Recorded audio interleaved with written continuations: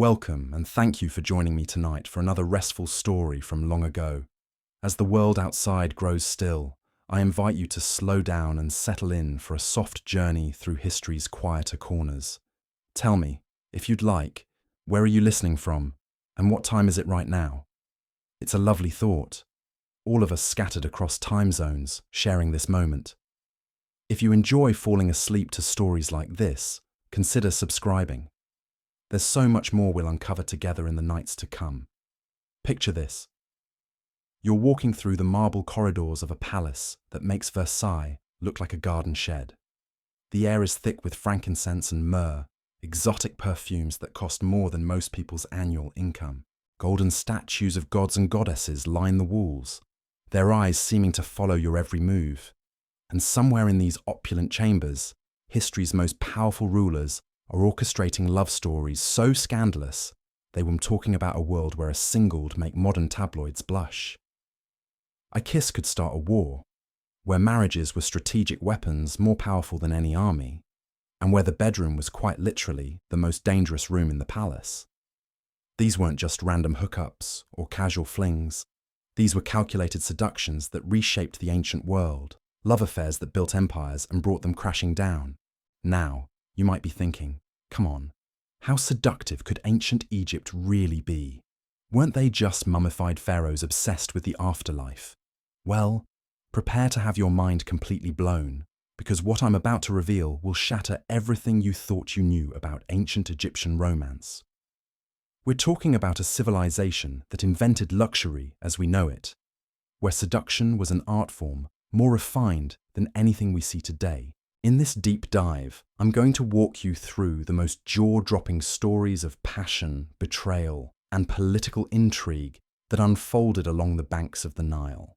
We'll explore how Cleopatra didn't just seduce Julius Caesar and Mark Antony with her beauty, but with an arsenal of psychological tactics so sophisticated they would make modern dating coaches jealous. We'll uncover the secret chambers where pharaohs conducted their most intimate affairs, and I'll show you exactly how these ancient rulers used love as their ultimate weapon of mass destruction. But first, let me give you a taste of just how wild things could get in these royal courts. Picture Queen Nefertiti, one of the most beautiful women who ever lived, orchestrating a religious revolution that shook the foundations of Egyptian society, all while navigating a marriage so complex it involved multiple wives, political alliances, and enough palace intrigue to fill a dozen Netflix series. Or imagine Hatshepsut, the woman who declared herself pharaoh and ruled Egypt for over 20 years, using her feminine charm and political cunning to maintain power in a world dominated by men. These weren't just powerful women playing dress-up. These were master manipulators who understood that in ancient Egypt, sexuality and politics were inseparably intertwined. Every glance, every touch, every whispered conversation carried the weight of entire kingdoms. The stakes couldn't have been higher, and the players couldn't have been more skilled. What makes this even more fascinating is that we're not talking about primitive cave dwellers here. Ancient Egypt was a technological and cultural superpower that lasted for over 3,000 years. They built monuments that still baffle engineers today, developed medicine that was centuries ahead of its time, and created a society so sophisticated that their beauty techniques, fashion sense, and romantic customs influenced civilizations across the Mediterranean. So how did they do it? How did these ancient rulers master the art of seduction in ways that modern society can barely comprehend? The answer lies in understanding that Egyptian courts weren't just centers of political power. They were carefully orchestrated theaters of desire, where every element was designed to overwhelm the senses and cloud judgment. Let's start with the physical setting, because context is everything when it comes to seduction. Imagine walking into the palace of Ramesses the Great at Pi-Ramesses. You're immediately hit with an assault on your senses that would make Vegas look subtle. The floors are made of polished granite that reflects the flickering light of hundreds of oil lamps. The walls are covered in intricate hieroglyphs, painted in gold leaf and lapis lazuli, telling stories of divine love and cosmic passion. But here's where it gets really interesting. Every single detail in these palaces was designed with seduction in mind. The Egyptians understood psychology in ways that would make modern behavioral scientists jealous. They knew that scent triggers memory and emotion more powerfully than any other sense. So they burned different incenses in different rooms to create specific moods. Cedar for strength and protection, lotus for rebirth and sensuality, cinnamon for passion and desire. The lighting was another crucial element. They positioned mirrors and polished metals to create a soft golden glow that made everyone look like they were touched by the gods themselves. And speaking of gods, Egyptian religion was deeply intertwined with sexuality. Their creation myths literally began with masturbation and divine orgasms. This wasn't a repressed, puritanical society. This was a culture that saw sexual pleasure as a sacred act, a way of connecting with the divine forces that governed the universe. Now, let's talk about the main players in this game of ancient seduction, starting with the person who literally wrote the playbook on political romance, Cleopatra VII. But here's what most people don't realize about Cleopatra. She wasn't actually Egyptian. She was Greek, descended from one of Alexander the Great's generals who took over Egypt after Alexander's death. And she wasn't even considered particularly beautiful by the standards of her time. So how did she become history's most famous seductress? How did she convince two of Rome's most powerful generals to risk everything for her? The answer isn't what you think. Cleopatra was a master of what we might call psychological seduction. She understood that true attraction isn't about physical beauty. It's about creating an irresistible fantasy that makes someone believe you're the key to everything they've ever wanted.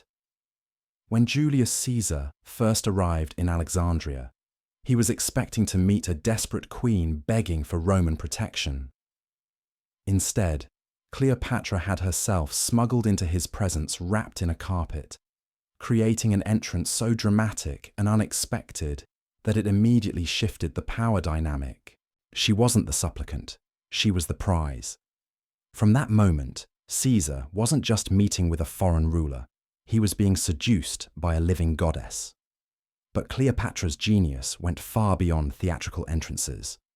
She spoke 9 languages fluently and was educated in mathematics, philosophy, rhetoric, and debate. She could discuss Roman politics with Caesar in Latin, then switch to discussing Egyptian theology in ancient Greek, then pivot to talking about trade routes in Aramaic. She made herself intellectually indispensable, which is the deepest form of seduction possible. And here's the kicker. She did all of this while managing one of the most complex political situations in ancient history.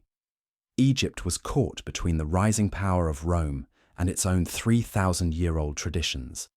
The Egyptian people saw their pharaoh as a living god, but the Romans saw Egypt as just another province to be conquered. Cleopatra had to navigate these competing expectations while maintaining her independence, her throne, and her life. The palace where all this political romance played out was itself a character in the story. The Great Palace of Alexandria was built on a peninsula that jutted into the Mediterranean, surrounded by water on 3 sides. The royal quarters were positioned to catch the sea breeze, keeping them cool even in the scorching Egyptian summer. The walls were made of white limestone that reflected the sunlight during the day and glowed like silver in the moonlight. But the real magic happened in the private chambers. Cleopatra's personal suite included a sunken bath made of pink granite that could hold hundreds of gallons of water infused with rose petals, milk, and honey. The ceiling was painted to look like the night sky, complete with constellations that moved throughout the evening thanks to a complex system of rotating panels. Imagine trying to conduct serious political negotiations while soaking in a bath that made you feel like you were floating among the stars. This wasn't just luxury for its own sake. Every element was designed to create a sense of otherworldly experience that would make visitors question whether they were still in the mortal realm or had somehow ascended to the domain of the gods. And in a world where pharaohs were considered divine, this psychological manipulation was incredibly effective. The dining experiences were equally calculated. Egyptian royal feasts weren't just about food, they were full sensory experiences designed to overwhelm and seduce. Tables made of ebony and inlaid with ivory held platters of roasted gazelle, honeyed duck, and exotic fruits imported from across Africa and the Mediterranean. Musicians played harps and flutes, while dancers performed routines that were equal parts religious ritual and erotic display. But the real genius of Egyptian court seduction lay in something far more sophisticated than mere luxury. These rulers understood that true power came from creating an atmosphere where reality itself became negotiable. The palace walls were covered in hieroglyphs that told stories of divine love affairs between gods and mortals, constantly reinforcing the idea that passionate romance was not just acceptable, but cosmically ordained. Take the story of Akhenaten and Nefertiti, arguably the most revolutionary couple in ancient history. Akhenaten wasn't just a pharaoh who changed Egypt's religion from polytheism to monotheism. He was a ruler who used his marriage as a weapon of cultural transformation. Their court at Amarna became a laboratory for redefining not just how Egyptians worshipped, but how they loved. The palace at Amarna was unlike anything Egypt had ever seen before. Instead of the dark, mysterious chambers traditional in Egyptian architecture, Akhenaten and Nefertiti designed open courtyards flooded with sunlight. They commissioned art that showed them kissing, embracing, and playing with their children in ways that were shockingly intimate for royal propaganda. This wasn't just personal preference. This was political theatre designed to show their subjects that divine love could be passionate, tender, and deeply human. Nefertiti herself was a master of what we might call strategic vulnerability. While previous queens had maintained an aura of untouchable divinity, she allowed herself to be depicted in moments of genuine emotion. Sculptures show her laughing, crying, and gazing adoringly at her husband. But here's the brilliant part. These displays of emotion made her seem more relatable while simultaneously emphasizing her otherworldly beauty. She became the perfect woman that everyone could identify with but no one could actually attain. The couple's bedroom chambers were designed around a revolutionary concept for Egyptian architecture: natural light. Most royal quarters were built deep within palace complexes, lit only by oil lamps and torches. But Nefertiti and Akhenaten's private rooms featured large windows that could be opened to let in the morning sun. They slept on a bed carved from a single piece of cedar and decorated with gold inlays that caught and reflected the sunlight throughout the day. This wasn't just about comfort. In Egyptian theology, sunlight was the physical manifestation of divine love.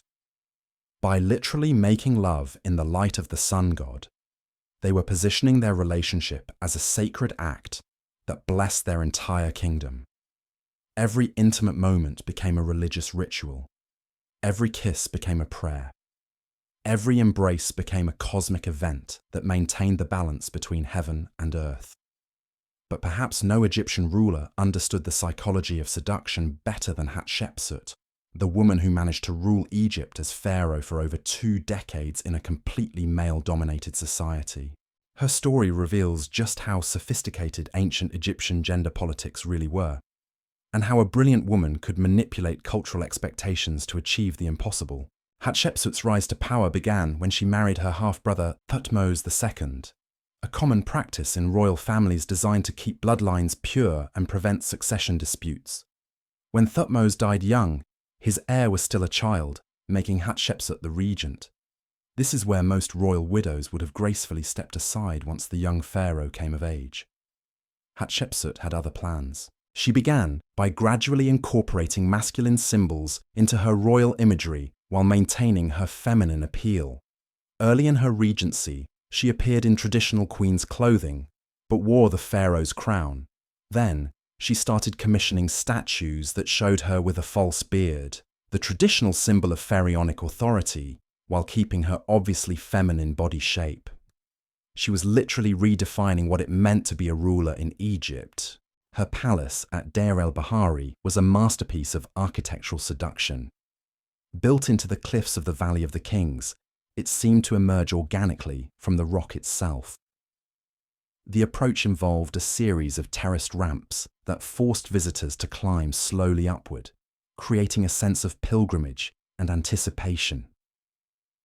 By the time dignitaries reached the main audience chamber, they had been walking for nearly an hour through increasingly elaborate decorations, their hearts pounding from exertion and awe.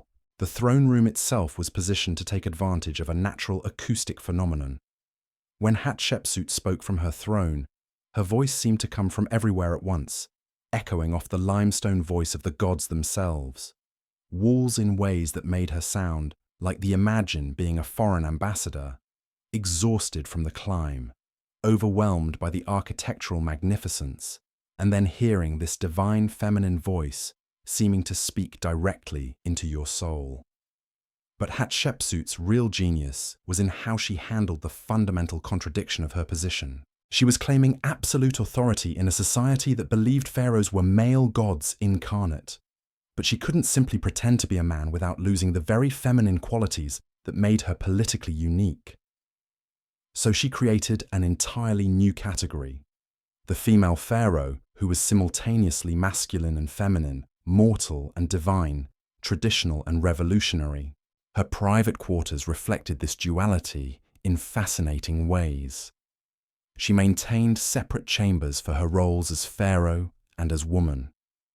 Her official pharaoh suite was decorated with traditional masculine symbols, hunting scenes, military victories, and images of her making offerings to male gods. But her private feminine quarters were filled with cosmetics, jewelry, and intimate furniture designed for entertaining lovers and confidants. The transition between these spaces was marked by a series of antechambers, where she could literally transform from one identity to another. Servants would help her change from the formal regalia of pharaonic authority to the flowing linens and elaborate makeup of Egyptian femininity. She could host a military planning session in the morning as the divine pharaoh, then entertain suitors in the evening as an irresistible woman. This brings us to one of the most fascinating aspects of Egyptian court culture: the role of royal concubines and secondary wives. While monogamy might seem romantic to modern sensibilities, Egyptian rulers understood that political marriage was far too important to leave to chance or personal preference. A pharaoh's harem wasn't just a collection of beautiful women. It was a carefully curated diplomatic corps, where each woman represented an alliance, a territory, or a political faction. The harem quarters at Memphis were like a small city within the palace complex.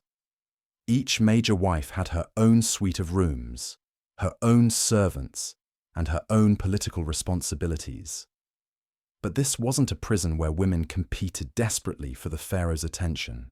It was more like an elite finishing school where the most intelligent and ambitious women in the kingdom learned statecraft, diplomacy, and the subtle arts of influence. Consider the daily routine in these harem quarters.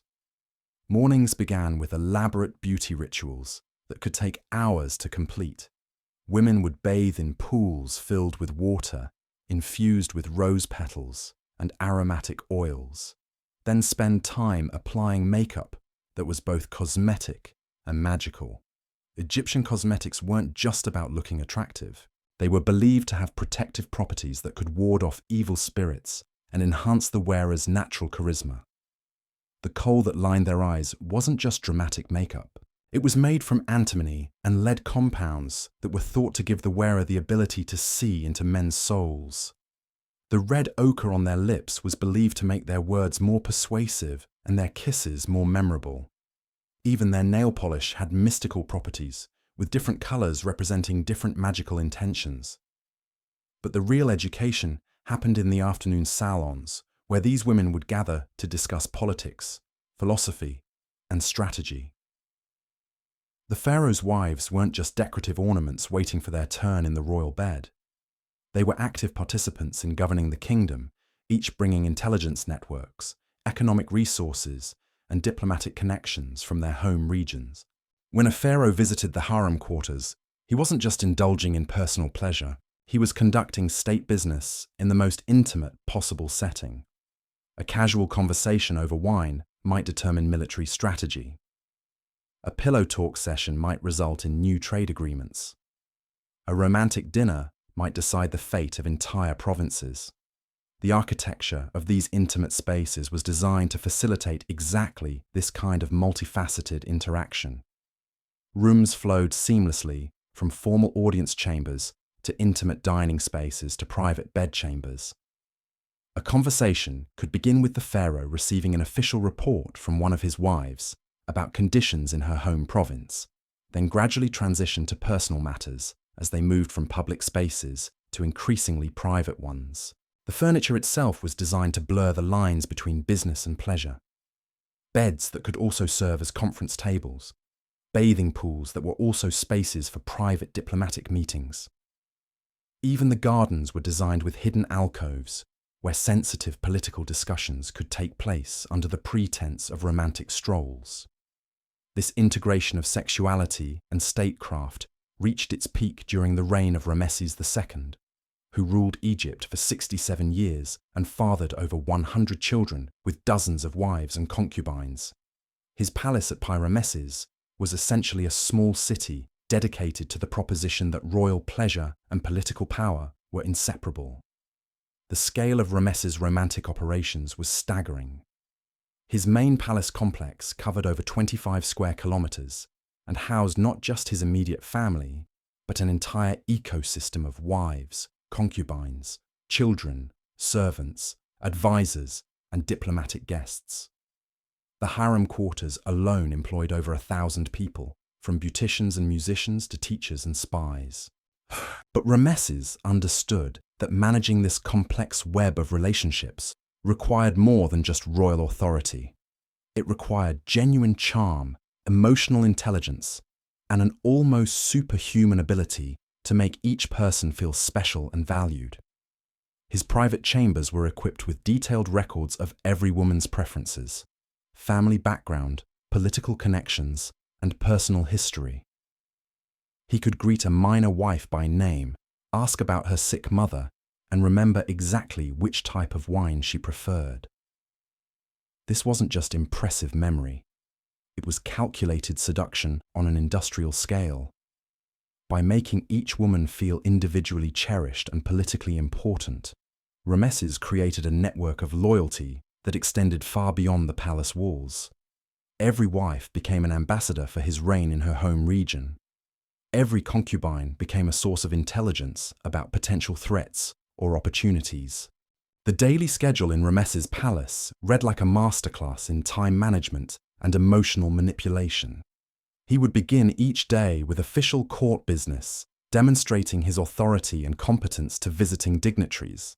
Then he would transition to private meetings with his most politically important wives, discussing regional affairs and strategic planning. Afternoons were reserved for more casual interactions with concubines and secondary wives, maintaining personal relationships and gathering informal intelligence. Evenings were when the real magic happened. Ramesses would host elaborate dinner parties where the guest list was carefully calculated to create interesting social dynamics. A Nubian princess might find herself dining with a Mesopotamian diplomat's daughter and one of his Egyptian high priestess wives. These weren't random social gatherings. They were carefully orchestrated opportunities for cultural exchange, alliance building, and intelligence gathering. The dining halls themselves were designed to facilitate exactly this kind of complex social interaction. Tables were arranged in intimate clusters rather than formal rows, encouraging private conversations while maintaining the pharaoh's ability to observe and participate in multiple discussions simultaneously. The lighting was dim enough to create romantic atmosphere, but bright enough for subtle facial expressions and body language to be clearly visible. Musicians and dancers provided entertainment that was simultaneously artistic, religious, and erotic. Egyptian court performances weren't just aesthetic experiences. They were elaborate metaphors for cosmic themes of creation, death, and rebirth that reinforced the pharaoh's divine status while creating an atmosphere of sensual transcendence. As the evening progressed and wine flowed more freely, these gatherings would naturally fragment into smaller, more intimate groupings. The pharaoh might find himself in deep conversation with a particularly insightful concubine about trade conditions along the Red Sea coast, while across the room his chief wife was networking with foreign princesses about potential military alliances. This is where the true genius of Egyptian court seduction becomes apparent. It wasn't really about sex at all. It was about creating an environment so intoxicating, so intellectually stimulating, and so emotionally fulfilling that the most powerful people in the ancient world would do anything to remain part of it. The physical pleasure was just the surface layer of a much deeper psychological and political strategy. The sleeping arrangements alone revealed just how sophisticated these psychological operations really were. Rameses didn't simply rotate through his wives like some ancient playboy checking items off a list. Each romantic encounter was a carefully choreographed event designed to achieve specific political and emotional outcomes. His bedchambers were equipped with different settings that could be adjusted based on the woman he was entertaining and the message he wanted to send. For his most politically powerful wives, he maintained formal chambers decorated with symbols of their shared authority. Golden hieroglyphs covered the walls, telling stories of their joint rule and divine partnership. The bed itself was positioned on a raised platform, emphasizing their elevated status above ordinary mortals. These encounters weren't just intimate, they were state ceremonies that reinforced the cosmic order of Egyptian society. But for his younger concubines and foreign princesses, he used entirely different spaces designed to create feelings of wonder and submission. These chambers featured walls painted with scenes from Egyptian mythology, showing gods and goddesses in passionate embrace. The lighting was softer, more mysterious, creating an otherworldly atmosphere that made visitors feel like they had entered the realm of the divine. The transition between these different romantic personas required incredible emotional agility. Rameses had to be simultaneously the authoritative pharaoh commanding respect, the tender lover inspiring devotion, the diplomatic partner negotiating alliances, and the divine god-king maintaining cosmic balance. Modern psychology recognizes this kind of identity flexibility as a hallmark of exceptional leadership. But Ramesses was mastering it 3,000 years before anyone had words for these concepts. What made this even more remarkable was the sheer logistical complexity involved. Managing romantic relationships with dozens of women while running one of the world's most powerful empires required systems that would challenge modern corporate executives. Each wife had her own household staff, her own budget, her own political agenda, and her own expectations for attention and resources. The palace scribes maintained detailed records of gift-giving, visit schedules, pregnancy tracking, and even emotional temperature readings for each relationship. They knew which wives were currently happy, which ones were feeling neglected, which foreign princesses needed extra attention to maintain their father's military alliances, and which concubines were showing signs of political ambition that might require careful management. This brings us to one of the most fascinating and dangerous aspects of Egyptian court life, the constant threat of romantic conspiracy. When love affairs could topple dynasties and bedroom politics could reshape international relations, every kiss carried the potential for treason. Palace walls literally had ears, in the form of a sophisticated spy network that monitored romantic activities for signs of political plotting. The story of Queen Tai, wife of Amenhotep III, illustrates just how deadly these romantic intrigues could become. Tiye wasn't content to simply be another royal wife producing heirs and looking beautiful at state functions. She positioned herself as her husband's chief political advisor, gradually accumulating power that rivaled the pharaoh himself. Her private apartments became an alternative court where dissatisfied nobles and ambitious priests would gather to discuss policy and plot against their enemies. But Tai's real genius lay in understanding that information was the ultimate aphrodisiac. She created a network of female spies throughout the palace who would report back on conversations, relationships, and political developments.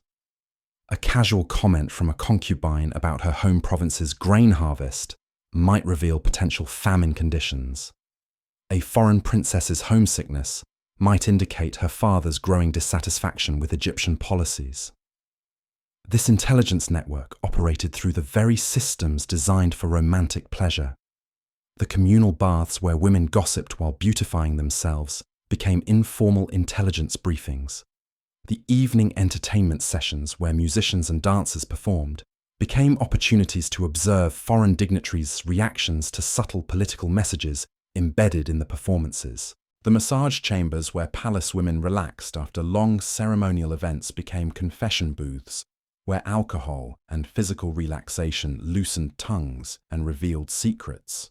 Even the gardens where couples strolled during romantic encounters were equipped with hidden alcoves where trained listeners could overhear and record conversations. Thiers' bedroom itself was a masterpiece of surveillance technology disguised as luxury furniture. The ornate bed frame contained hidden compartments where scribes could hide and record conversations. The decorative mirrors were positioned to provide clear sightlines to observers concealed behind specially designed wall panels. Even the oil lamps were designed to cast shadows that would reveal the facial expressions and body language of anyone in the room. But the most sophisticated element of her operation was psychological. Thiers understood that the most valuable intelligence comes from people who don't realize they're being interrogated. She perfected the art of intimate conversation that felt spontaneous and emotionally authentic, while actually being carefully structured to extract specific information. A typical evening with Queen Tai might begin with wine and casual conversation about family matters, gradually transitioning to discussions of regional politics as she asked seemingly innocent questions about conditions in her guest's homeland. By the time the conversation moved to more intimate topics, her companion would be so emotionally invested in the interaction that they would reveal far more than they intended. This technique was so effective that foreign diplomats began requesting audiences with Thiers specifically, believing they could manipulate her feminine emotions to gain political advantages. They had no idea they were walking into the web of one of history's most skilled intelligence operators, someone who could make them feel like the most fascinating person in the world while systematically extracting every piece of useful information they possessed. The physical spaces where these psychological operations took place were themselves works of art designed to lower psychological defenses. Thiers' private dining chamber featured walls covered in scenes of pastoral Egyptian life, farmers harvesting grain, fishermen casting nets, children playing in village squares. These images created a sense of nostalgia and emotional warmth that made visitors feel safe and unguarded. The furniture was arranged to create intimate conversation nooks where two people could speak privately while remaining visible to the rest of the room.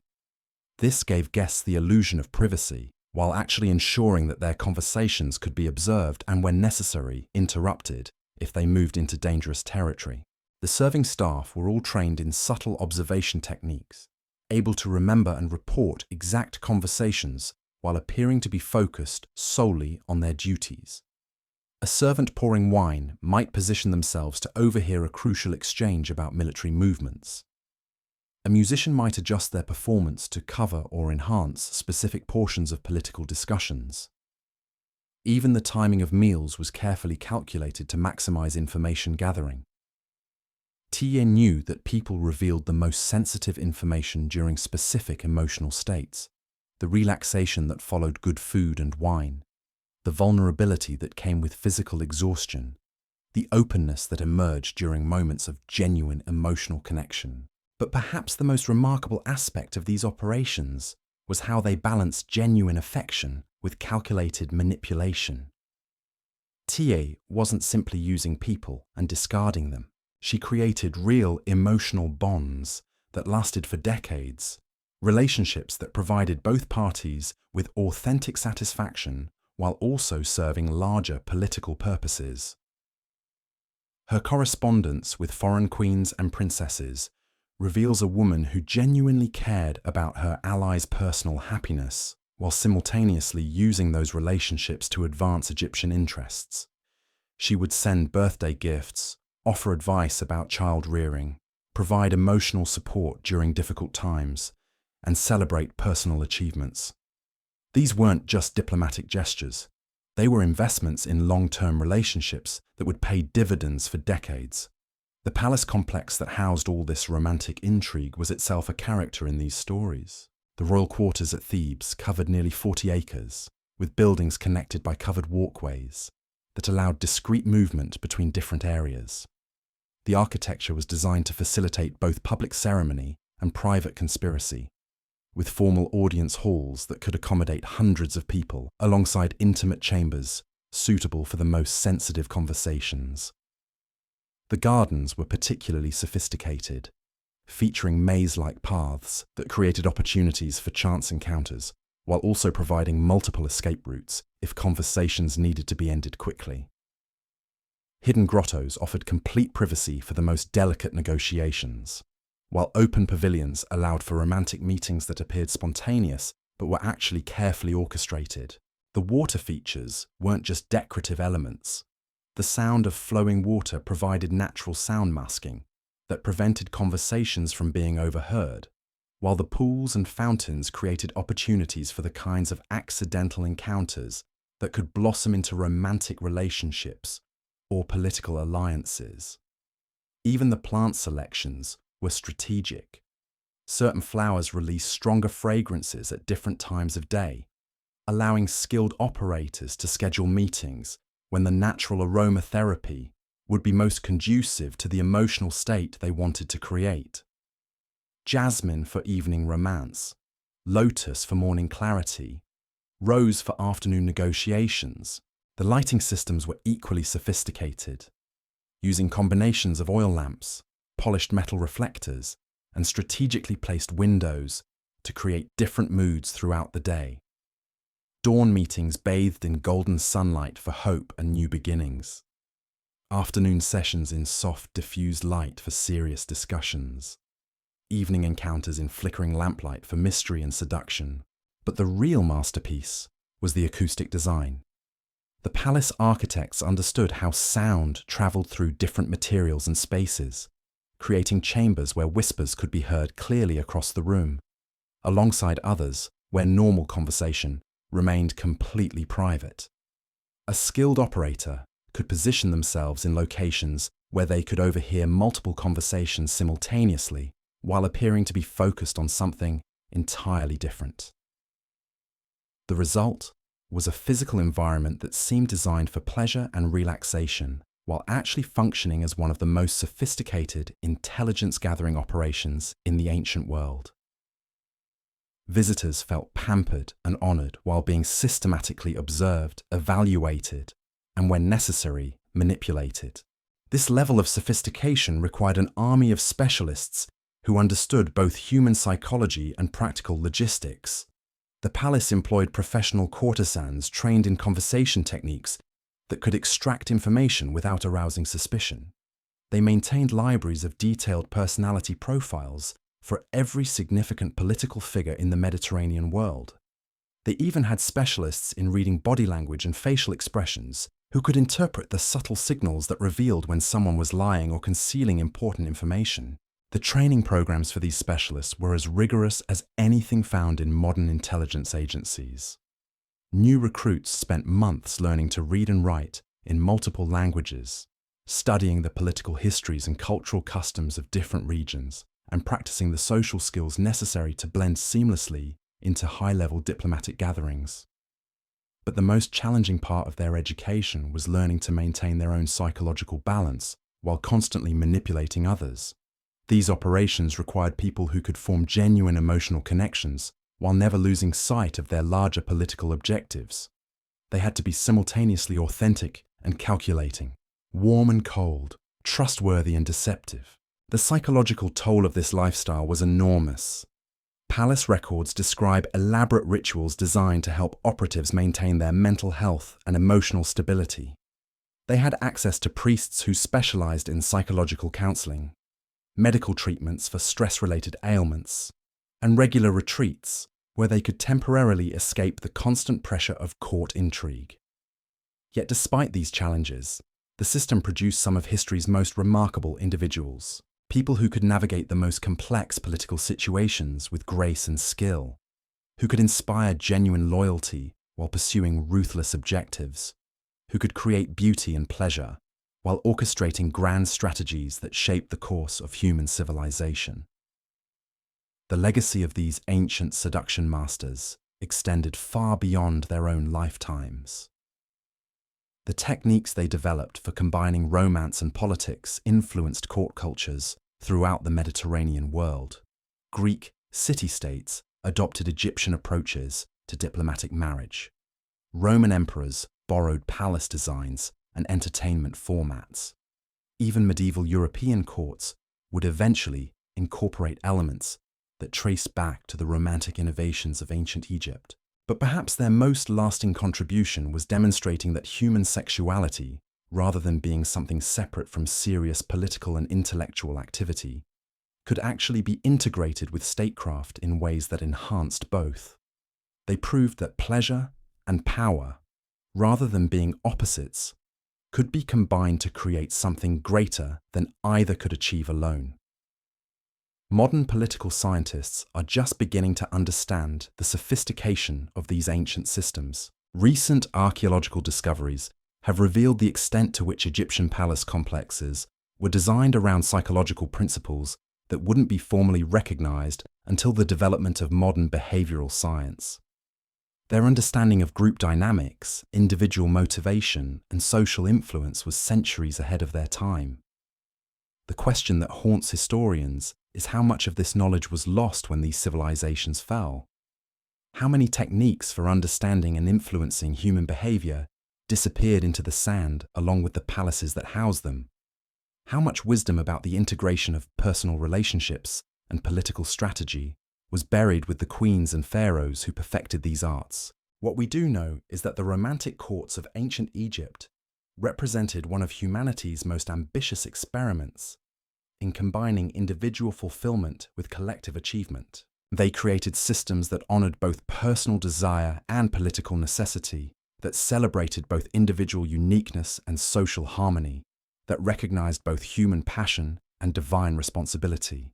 Their story reminds us that love and power, rather than being eternal enemies, can be partners in creating the kinds of extraordinary human achievements that echo across millennia. In the golden chambers of their palaces, along the eternal banks of the Nile, they wrote the first chapters of a story about human potential that we're still learning to read. The sophistication of these romantic operations reached its absolute pinnacle during the New Kingdom period, when Egyptian pharaohs controlled an empire stretching from Nubia to the Euphrates River. Managing such vast territories required diplomatic finesse that went far beyond traditional military conquest, and the royal bedchambers became the nerve centers of international relations. Consider the daily reality of managing romantic relationships that carried the weight of entire civilizations. When Pharaoh Thutmose III married a Mitanni princess, he wasn't just gaining a wife, he was incorporating an entire intelligence network that stretched across Mesopotamia. Her servants weren't just personal attendants, they were cultural ambassadors who reported back to their homeland about Egyptian military capabilities, economic conditions, and political stability. The wedding ceremonies themselves were masterpieces of psychological warfare disguised as celebration. Egyptian marriage rituals were designed to overwhelm foreign dignitaries with displays of wealth and power that would make resistance seem futile. The bride would arrive in Alexandria after a journey that showcased Egyptian engineering marvels. Perfectly maintained roads, efficient supply systems, and military escorts that demonstrated both protection and subtle threat. The ceremony would begin before dawn, with purification rituals in temple complexes that dwarfed anything the visitors had seen in their homelands. Priests chanting in ancient languages, incense burning in quantities that represented more wealth than most kingdoms possessed, sacred animals parading through courtyards that could hold thousands of spectators. By the time the actual wedding began, foreign witnesses were already psychologically prepared to accept Egyptian supremacy. But the real genius emerged in the private ceremonies that followed the public displays. Egyptian wedding traditions included intimate rituals that bonded not just the couple, but their entire extended families and political networks. The bride's female relatives would spend days in the palace, participating in beauty treatments, storytelling sessions, and religious ceremonies that gradually integrated them into Egyptian court culture. These weren't just social pleasantries. They were sophisticated indoctrination programs that transformed potential enemies into enthusiastic allies. A Nubian princess's mother might arrive suspicious of Egyptian intentions, but after spending a week being pampered in luxury beyond her wildest dreams, while learning about Egyptian philosophy, art, and religion, she would return home as an advocate for closer ties with the pharaoh. The architecture of the wedding chambers reflected this diplomatic complexity.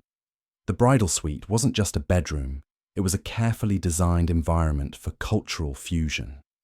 Egyptian decorative elements were combined with artistic traditions from the bride's homeland, creating spaces that felt both exotic and familiar. Furniture incorporated woods, metals, and textiles from multiple regions, demonstrating Egyptian wealth while honoring foreign traditions. The bed itself was often a collaborative artwork, carved by craftsmen from different cultures, working together under Egyptian supervision. A Mesopotamian princess might sleep on cedar from Lebanon, carved by Syrian artisans, decorated with gold from Nubia, and covered in silk from distant trading partners. Every element told a story about Egyptian power while making the bride feel honored and valued. But these romantic diplomatic operations faced constant dangers that would make modern intelligence officers break into cold sweats. Palace records describe assassination attempts disguised as love letters, poison rings hidden in wedding jewelry, and seduction plots designed to extract military secrets during intimate moments. The stakes were so high that palace security developed countermeasures that seem almost paranoid by modern standards. Royal food tasters weren't just protecting against obvious poisons. They were trained to detect subtle mood-altering substances that might make the pharaoh more susceptible to manipulation during romantic encounters. Palace physicians developed antidotes for drugs that could be absorbed through skin contact, protecting against lovers who might try to drug their partners during physical intimacy. Even the perfumes and cosmetics used in romantic situations were carefully monitored. Egyptian chemists understood that certain combinations of aromatic compounds could influence emotions and decision-making. They developed signature scent blends for different political purposes, fragrances that promoted trust for diplomatic negotiations, others that enhanced sexual desire for seduction operations, still others that created feelings of nostalgic loyalty for maintaining long-term relationships. The clothing worn during romantic encounters was equally strategic. Egyptian textile workers created fabrics that were beautiful and sensual while incorporating protective elements, threads made from materials that would change color if exposed to certain toxins, jewelry designed to detect the presence of hostile magic, even makeup that included ingredients believed to protect against psychological manipulation. This constant vigilance created a paranoid atmosphere that could have destroyed the very relationships it was meant to protect. The genius of Egyptian court culture was developing systems that maintained security while preserving the emotional authenticity that made romantic diplomacy effective. They created environments where people could feel safe enough to form genuine bonds while remaining protected against betrayal. The solution involved what we might call layered intimacy. Romantic relationships developed through carefully structured phases, each offering greater access and trust while maintaining appropriate safeguards. A new foreign bride might spend months in preliminary courtship phases where she could demonstrate her sincerity and loyalty before gaining access to truly sensitive information or private spaces. During these courtship phases, she would participate in increasingly intimate activities designed to reveal her true character and intentions. Hunting expeditions where stress would reveal personality traits. Religious ceremonies where spiritual beliefs would become apparent. Artistic collaborations where creative preferences would emerge. Gaming sessions where competitive instincts and strategic thinking would be displayed. Each activity was carefully observed by trained specialists who could interpret subtle behavioral cues. A tendency to cheat at board games might indicate willingness to betray political agreements. Excessive drinking during religious ceremonies could suggest poor judgment or potential security risks. Cruel treatment of servants might reveal character flaws that could create future problems. But these evaluation processes were disguised as entertainment and education, creating experiences that felt like genuine courtship rather than systematic interrogation. The foreign princess would feel like she was being romanced and educated about Egyptian culture, never suspecting that her every reaction was being analysed for political and security implications. The physical spaces where these courtship activities took place were themselves part of the evaluation system. Different rooms were designed to create specific psychological pressures that would reveal particular personality traits. Chambers, with complex acoustic properties where whispered conversations could be overheard. Gardens with hidden observation posts where private moments could be monitored. Even bathing facilities where the removal of clothing and jewellery would reveal concealed weapons or magical protection devices. The furniture and decorative elements in these spaces served multiple functions beyond mere luxury. Mirrors positioned to allow observers to watch interactions from concealed locations. Beds designed with hidden compartments where security personnel could hide during intimate encounters. Even the artwork on the walls incorporated subtle psychological testing elements, with images and symbols that would provoke specific emotional responses from people with different cultural backgrounds or hidden agendas. This level of surveillance might seem to make genuine romance impossible, but Egyptian court culture developed sophisticated methods for creating authentic, emotional connections within these security frameworks. The key was understanding that true intimacy could coexist with strategic caution, that love could flourish even under conditions of careful observation. Palace records describe romantic relationships that lasted for decades despite being conducted under constant scrutiny. Foreign wives who genuinely fell in love with their Egyptian husbands while maintaining loyalty to their homelands. Pharaohs who developed deep emotional bonds with diplomatic partners while never losing sight of their political objectives. These weren't contradictions, they were examples of emotional sophistication that modern psychology is still trying to understand. The secret lay in creating what we might call transparent intimacy. Rather than trying to hide the political dimensions of romantic relationships, Egyptian court culture openly acknowledged them while developing rituals and traditions that honored both personal feelings and strategic necessities. Couples would participate in ceremonies that celebrated their political partnership alongside their emotional bond. Wedding vows included promises to honor each other's homelands alongside traditional commitments to personal fidelity. Romantic gifts incorporated elements that demonstrated political alliance alongside expressions of personal affection. Even intimate conversations were structured to include discussions of diplomatic matters alongside private emotions, creating relationships where political and personal dimensions were seamlessly integrated. This integration reached its most sophisticated expression in the development of what palace records call sacred marriage traditions. These were romantic relationships explicitly designed to channel divine energy for the benefit of both personal happiness and political stability. Couples would participate in elaborate rituals that positioned their love as a cosmic force that maintained harmony between different regions and cultures. The chambers where these sacred marriage ceremonies took place were among the most beautiful spaces ever created by human civilization. Walls covered in gold leaf that reflected candlelight like captured starlight. Floors made from stones quarried in different provinces, symbolically uniting the entire kingdom under the couple's feet. Ceilings painted with astronomical charts that positioned the lovers' union within the cosmic order of the universe. But these weren't just aesthetic experiences. They were sophisticated psychological programs designed to create emotional states that would enhance both personal satisfaction and political effectiveness. The ceremonies included meditation techniques that promoted empathy and understanding, breathing exercises that synchronized the couple's emotional rhythms. Even physical positions that were believed to channel divine energy through the participants' bodies. The result was romantic relationships that functioned as both personal fulfillment and political alliance, creating bonds strong enough to survive the incredible pressures of ruling ancient empires.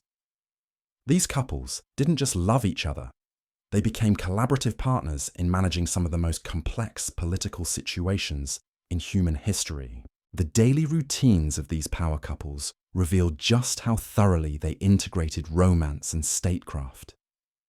Morning meditation sessions, where they would align their spiritual energies before beginning the day's political activities.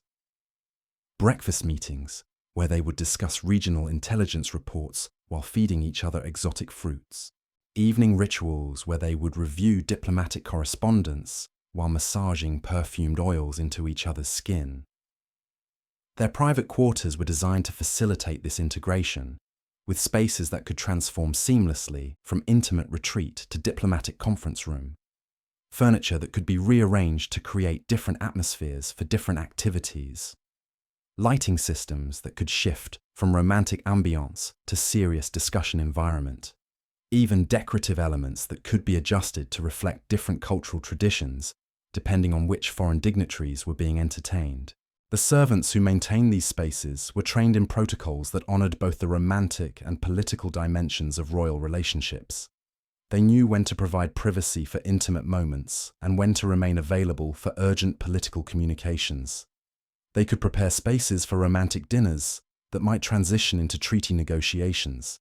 They could even serve as discreet messengers when sensitive information needed to be communicated without compromising the romantic atmosphere. This level of integration required extraordinary emotional intelligence from everyone involved. Palace staff had to understand the subtle differences between genuine marital disputes and diplomatic negotiations disguised as personal arguments. They had to recognize when romantic gestures carried political messages and when political discussions reflected personal emotions. The training programs for palace personnel included courses in reading body language, understanding cultural differences, and maintaining discretion under pressure. Servants learned to interpret the subtle signals that indicated when their presence was welcome and when they should withdraw. They studied the personal preferences and cultural backgrounds of different royal wives so they could provide appropriate service without causing offense. But the most challenging aspect of their duties was maintaining the illusion of privacy while ensuring security.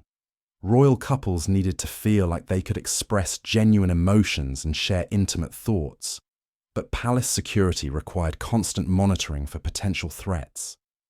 The solution involved creating what we might call invisible surveillance, observation systems so sophisticated that even the people being watched weren't consciously aware of them. Hidden passages allowed security personnel to monitor conversations without being detected. Specially trained servants who appeared to be focused on routine duties while actually observing and reporting on interactions. Even pets and decorative animals that had been trained to behave in ways that would alert handlers to unusual activities or unauthorized persons. The acoustic engineering of these spaces was particularly sophisticated, with chambers designed to channel sound in ways that allowed observers to hear conversations from concealed locations, while preventing voices from carrying to areas where they might be overheard by unauthorized persons. Some rooms featured what we might call audio illusions, where conversations seemed completely private to the participants, while actually being clearly audible to security personnel. These technical innovations were combined with psychological techniques that encouraged people to reveal information voluntarily, rather than trying to extract it through interrogation. Palace culture included traditions of intimate confession, where couples would share secrets and concerns as expressions of trust and love. These conversations provided valuable intelligence while strengthening emotional bonds between partners. The religious dimensions of Egyptian court culture provided additional frameworks for information gathering disguised as spiritual activity. Confession rituals, where individuals would reveal their fears and guilt to priests who were actually intelligence operatives. meditation practices that promoted psychological states where people became more open and communicative, even dream interpretation sessions where subconscious concerns would be revealed through symbolic narratives. But perhaps the most remarkable aspect of these operations was their sustainability over periods of decades. Modern intelligence agencies struggle to maintain undercover operations for months or years without compromising their effectiveness or destroying the psychological health of their operatives. Egyptian palace culture created systems that could function for entire lifetimes while actually enhancing the personal satisfaction and emotional well-being of everyone involved.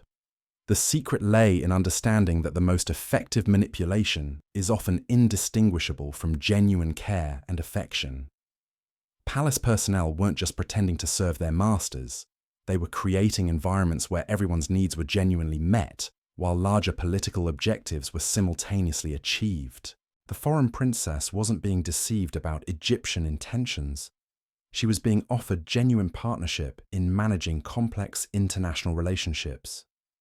This approach required a level of emotional maturity and psychological sophistication that seems almost superhuman by modern standards.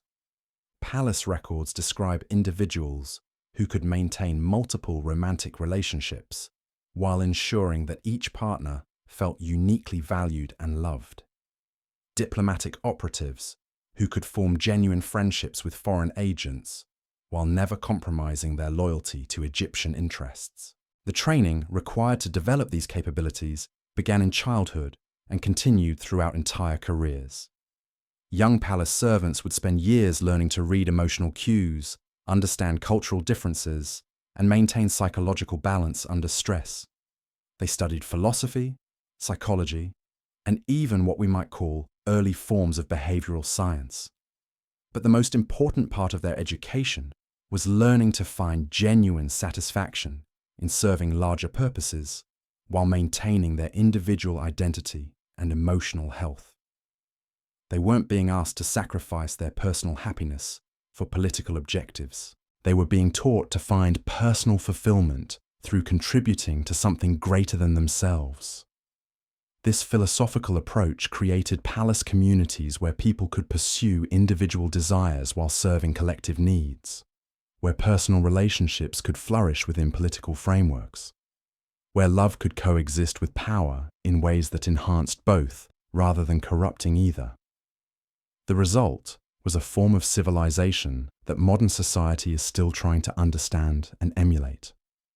The physical spaces where this remarkable culture flourished were themselves expressions of this integration between personal and political, individual and collective, human and divine.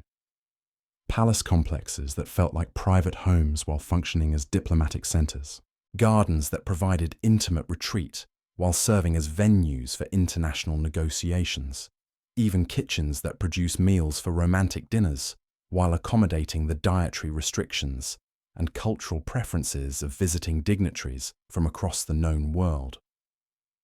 The daily rhythms of palace life reflected this same integration. Morning routines that began with private intimacy between couples and expanded to include larger household activities and eventually formal court ceremonies. Evening schedules that started with public diplomatic events and gradually contracted into increasingly private romantic encounters. Even sleeping arrangements that honored both individual preferences and security requirements. The seasonal cycles of palace activity were equally sophisticated, with different times of year designated for different types of romantic and political activities. Spring seasons focused on courtship and alliance building. Summer periods emphasized public celebrations and diplomatic entertaining. Autumn months were reserved for more serious negotiations and strategic planning. Winter seasons provided opportunities for the most intimate bonding and private relationship maintenance. These temporal rhythms were coordinated with astronomical observations, agricultural cycles, and religious festivals to create a comprehensive framework for managing both personal relationships and political activities. The result was a lifestyle that felt natural and sustainable, while actually being carefully orchestrated to achieve maximum effectiveness in both romantic and diplomatic domains.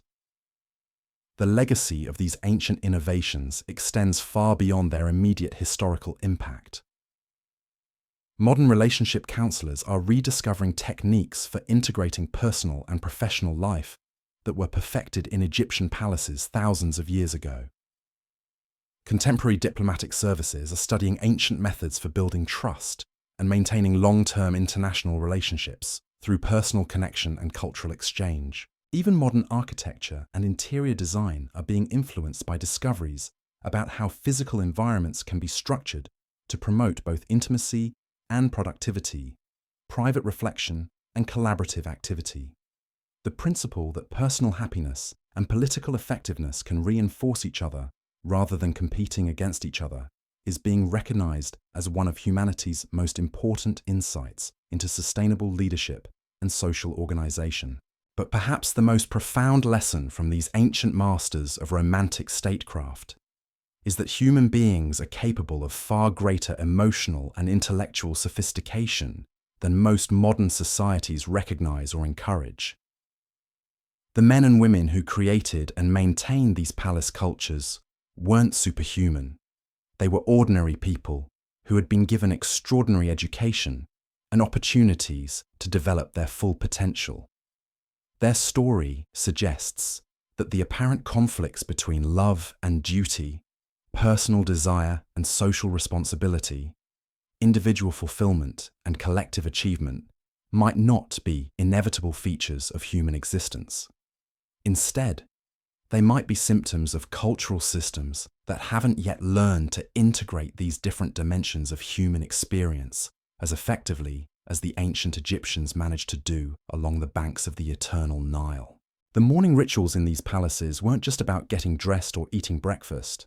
They were elaborate choreographed performances that set the emotional and political tone for entire days. Picture waking up in a chamber where the ceiling has been painted to mirror the exact constellations visible on the night of your birth, where the first rays of sunlight filter through windows positioned to illuminate sacred hieroglyphs that tell the story of your divine destiny. The process of preparing for the day began before dawn, with servants who understood that every detail carried meaning. The water for your morning bath came from specific sections of the Nile, collected at precise times when the river's spiritual energy was strongest. The temperature was calibrated not just for comfort, but to induce psychological states that would enhance your natural charisma and decision-making abilities throughout the coming hours. Even the act of bathing was a form of political theatre. Egyptian bath attendants were trained in massage techniques that could relieve physical tension while simultaneously gathering intelligence through casual conversation. A skilled bath servant could determine your emotional state, identify sources of stress or anxiety, and even detect signs of illness or pregnancy before you were consciously aware of them yourself. The cosmetics applied during these morning rituals weren't random beauty treatments. Each color, each substance, each application technique was chosen based on the day's planned activities and the people you would be encountering. Meeting with Nubian ambassadors required different eye makeup than entertaining Syrian merchants. Hosting religious ceremonies called for completely different preparations than conducting military strategy sessions. The mirrors used during these beauty rituals were themselves marvels of ancient technology. Polished to perfection and positioned at angles that would show you exactly how others would see you from different perspectives throughout the day. But more than that, they were psychological tools that helped you mentally prepare for the various roles you would need to perform. You could literally practice different facial expressions and body language while watching yourself transform from private individual to public figure. The clothing selection process revealed the true sophistication of Egyptian court culture. Your wardrobe wasn't just a collection of beautiful garments. It was a carefully curated arsenal of psychological weapons, each outfit designed to create specific impressions and achieve particular objectives. The weight of different fabrics affected how you moved and carried yourself. The colors influenced how others perceived your mood and intentions. Even the jewelry served multiple purposes, from displaying wealth and status to providing subtle protection against various threats. Consider the complexity of dressing for a typical day that might include a dawn religious ceremony, a midday diplomatic reception, an afternoon strategy meeting, and an evening romantic dinner. Each event required different aspects of your personality to be emphasized or concealed. The morning's priestly robes needed to project spiritual authority and divine connection. The diplomatic attire had to balance Egyptian superiority with respectful acknowledgement of foreign customs. The strategic planning outfit required projecting competence and decisiveness. The romantic evening wear needed to create intimacy while maintaining royal dignity. The servants responsible for managing these costume changes weren't just skilled dressers. They were psychological consultants who understood how different clothing affected both the wearer's mental state and observers' perceptions. They knew which combinations of colors and textures would make you feel more confident during difficult negotiations. They understood which styles of jewelry would make foreign visitors more receptive to your proposals. They even recognized which fabrics and cuts would be most flattering under different lighting conditions throughout the day. The transition between these different personas required more than just changing clothes. Egyptian palace culture developed sophisticated techniques for mental and emotional preparation that allowed individuals to authentically embody different roles without losing their core identity. These weren't superficial performances. They were genuine transformations that drew upon different aspects of a fully developed personality. The process began with breathing exercises that could shift your entire psychological state within minutes. Specific patterns of inhalation and exhalation that would promote confidence, compassion, authority, or sensuality, depending on the upcoming situation. These techniques were combined with meditation practices that helped you access the mental and emotional resources needed for different types of interactions. Physical preparation was equally important. Different postures and movement patterns that would reinforce the psychological state you wanted to project. The way you held your head during religious ceremonies differed from your posture during military consultations, which was different again from your bearing during romantic encounters. These weren't arbitrary conventions. They were carefully developed methods for optimizing your effectiveness in different situations. Even your voice required preparation and adjustment. Egyptian court training included extensive vocal exercises that allowed you to modify your tone, pitch, and speaking rhythm to create different impressions. The voice you used for inspiring troops before battle was completely different from the one you employed during intimate conversations with foreign princesses. The vocal patterns for conducting religious rituals bore no resemblance to those used for negotiating trade agreements. The breakfast that followed these morning preparations was itself a masterpiece of strategic consumption. Egyptian palace cuisine wasn't just about nutrition or pleasure, though it provided both in abundance. Every meal was designed to optimize your physical and mental performance for the day's planned activities. Foods that would enhance mental clarity for important negotiations. Combinations that would increase physical stamina for lengthy ceremonies. Ingredients that would promote emotional stability during stressful confrontations. The dining chambers, where these meals were consumed, were designed to ease the transition from private morning routines to public daily activities. Intimate spaces that felt like extensions of your personal quarters, while gradually introducing elements that prepared you psychologically for interacting with larger groups of people. The lighting gradually brightened as the meal progressed, simulating the natural progression from dawn to full daylight. The acoustic properties allowed for quiet conversation that gradually expanded to include more participants as servants and advisors joined the morning briefings. These breakfast meetings weren't just social occasions. They were intelligence briefings disguised as casual conversation. Your closest advisors would report on overnight developments while appearing to engage in friendly morning chat. Foreign ambassadors who had arrived during the night would be subtly interrogated about conditions in their homelands, while being entertained with Egyptian hospitality. Even the servants who prepared and served the meal were trained observers who could report on the behavior and conversations of everyone present. The information gathered during these morning sessions was immediately integrated into the day's strategic planning. A casual comment about crop conditions in a distant province might lead to adjustments in trade negotiations scheduled for that afternoon.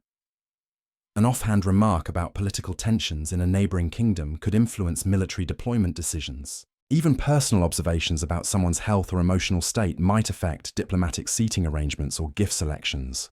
This constant flow of information required sophisticated processing and decision-making systems that could adapt to changing circumstances throughout the day.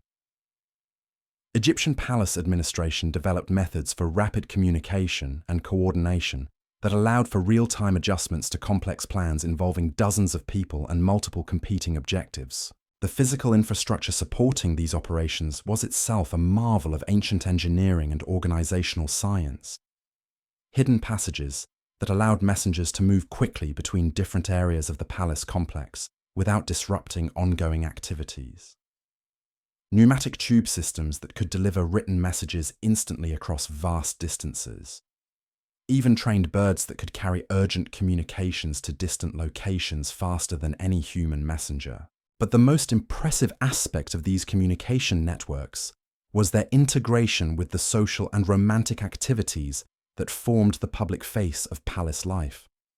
A casual gesture during a formal dinner might signal the need for immediate military action.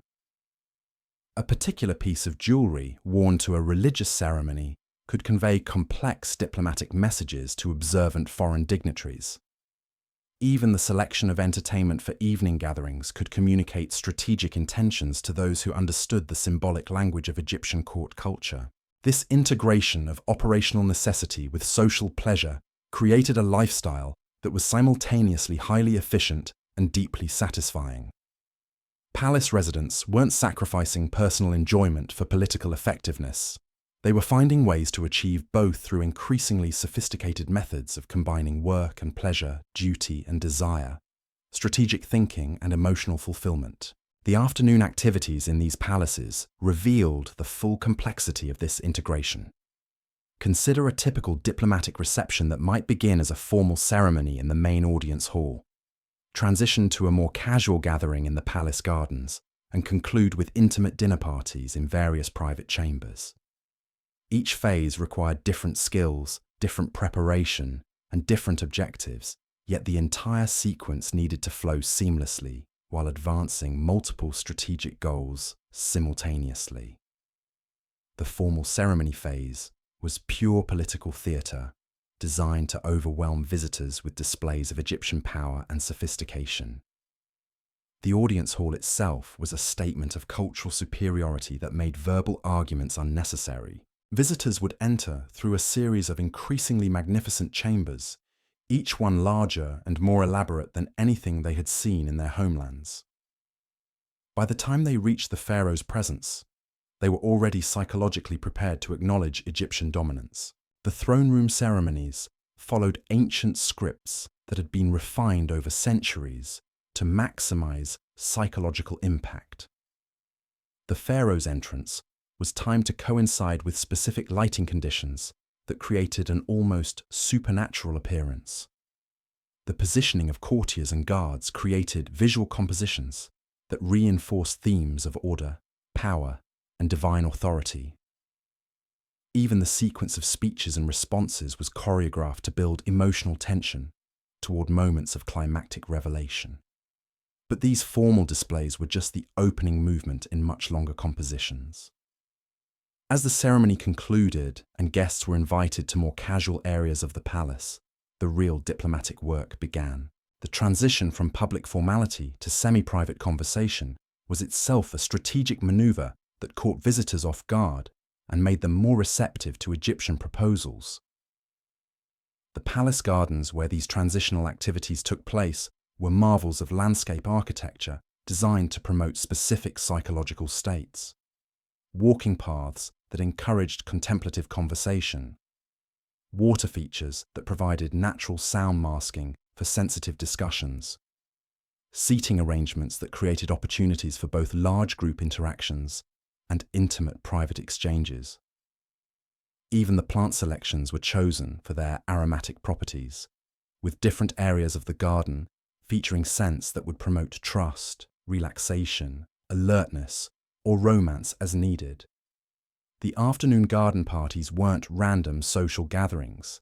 They were carefully orchestrated opportunities for intelligence collection and relationship building. Egyptian hosts would guide conversations toward topics that would reveal useful information about foreign military capabilities, economic conditions, or political situations. Meanwhile, foreign guests would be subtly evaluated for their potential usefulness as allies, trading partners, or sources of ongoing intelligence. The refreshments served during these garden gatherings were themselves forms of soft diplomacy. Egyptian delicacies that demonstrated the kingdom's agricultural wealth and culinary sophistication.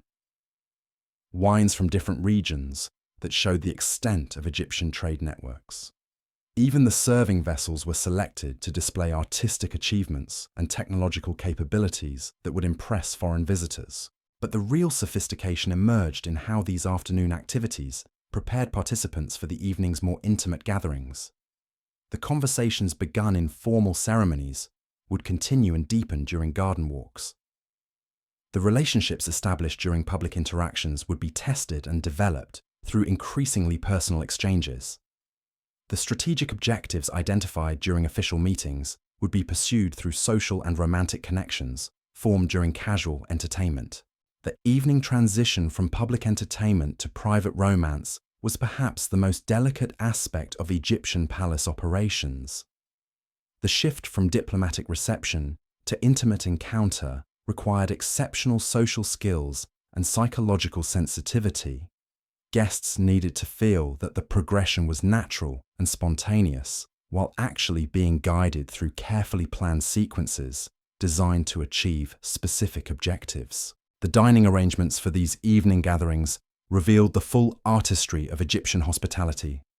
Tables positioned to create optimal conversation dynamics. Lighting adjusted throughout the meal to promote different emotional states. Entertainment scheduled to provide natural breaks in conversation while reinforcing particular themes or messages. Even the sequence of courses was designed to influence the psychological development of the evening's interactions. The private chambers, where these evenings concluded, were the ultimate expression of Egyptian luxury and strategic thinking. Spaces that felt completely separate from the day's political activities, while actually being designed to continue and complete the diplomatic work begun hours earlier. Bedchambers that provided genuine intimacy while maintaining appropriate security and intelligence gathering capabilities. The morning after these elaborate diplomatic seductions often revealed their true effectiveness. Foreign ambassadors who had arrived suspicious of Egyptian intentions would depart as enthusiastic advocates for closer cooperation. Potential enemies would leave as committed allies. Neutral parties would become active supporters of Egyptian interests throughout their regions. But these transformations weren't achieved through deception or manipulation in any crude sense. They resulted from Egyptian palace culture's sophisticated understanding that political relationships, like personal relationships, flourish when all parties feel genuinely valued and satisfied. The foreign dignitaries weren't being tricked into supporting Egyptian interests. They were being offered genuine partnerships that served their own needs while advancing Egyptian objectives. This approach to international relations required extraordinary patience and long-term thinking.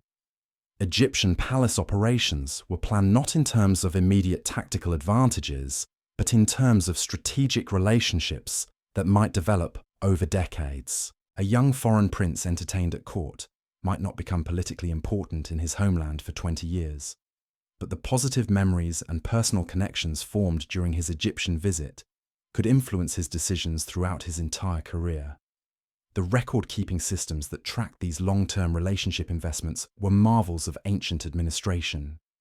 Detailed files on thousands of foreign individuals, updated regularly with information about their changing circumstances, evolving interests, and developing political positions. cross-reference databases that could identify potential connections between different people and predict how changes in one relationship might affect others. These information systems were integrated with the palace's social and romantic activities in ways that seem almost science-fictional by ancient standards. A servant preparing refreshments for a diplomatic gathering would consult records showing the dietary preferences, cultural customs, and personal interests of every expected guest.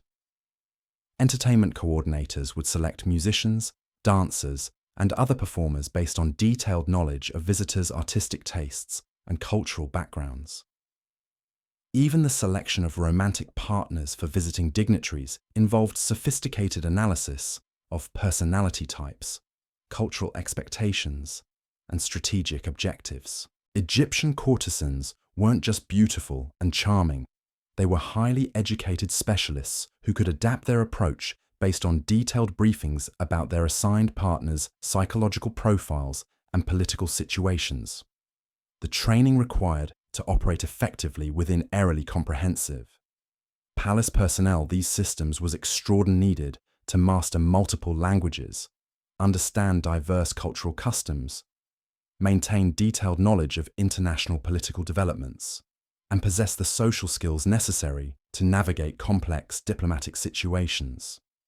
But beyond these technical requirements, they needed the emotional intelligence to form genuine human connections, while never losing sight of larger strategic objectives. The career development paths within Egyptian palace culture provided opportunities for advancement that rewarded both personal excellence and contribution to collective success. Talented individuals could rise from humble service positions to become trusted advisors, diplomatic representatives, or even romantic partners of ruling pharaohs. But these promotions weren't just based on individual achievement. They required demonstrated ability to enhance the effectiveness of the entire palace operation. This merit-based advancement system created incentives for cooperation and mutual support that reinforced the palace culture's emphasis on integrating personal satisfaction with political effectiveness.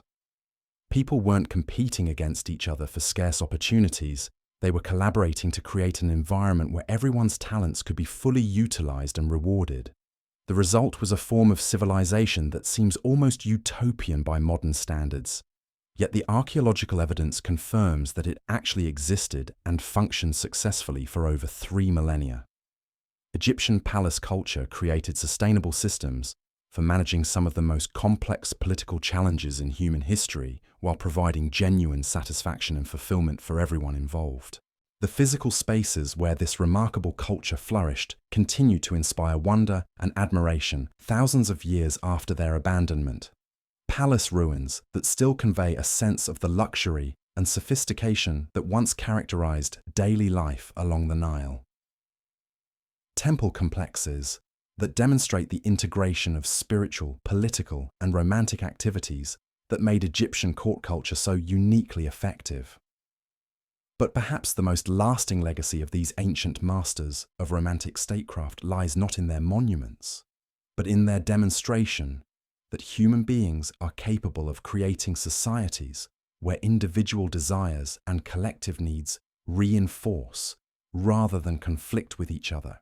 Their story suggests possibilities for organizing human relationships and social institutions that modern civilization has barely begun to explore. The techniques they developed for combining love and power, pleasure and responsibility, individual fulfillment, and social contribution remain relevant today as we face our own challenges in creating sustainable and satisfying ways of living together on this planet. Their example reminds us that the apparent conflicts between personal happiness and public service might not be inevitable features of human existence, but rather symptoms of cultural systems that haven't yet learned to integrate these different dimensions of human experience as skillfully as the ancients managed along the eternal banks of the Nile. The sunset ceremonies that concluded each day of palace life were perhaps the most breathtaking displays of how Egyptian court culture transformed routine activities into transcendent experiences. As the sun god Ra completed his daily journey across the heavens, the palace would transform itself into a living temple, where every resident became a participant in cosmic drama that connected earthly romance with divine mystery. Picture the great terraces of Memphis as evening approached, with hundreds of oil lamps being lit in precise sequences that created patterns visible from miles away. These weren't random decorative choices. They were astronomical calculations that aligned the palace's evening illumination with specific constellations and planetary positions.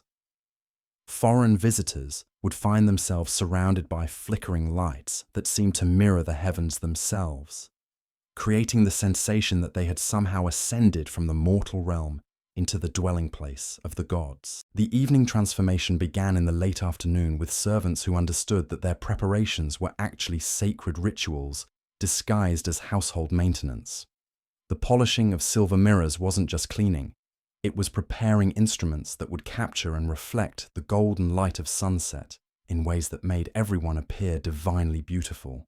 The arrangement of flower petals wasn't mere decoration, it was the creation of aromatic mandalas that would influence the emotional states of everyone who encountered them.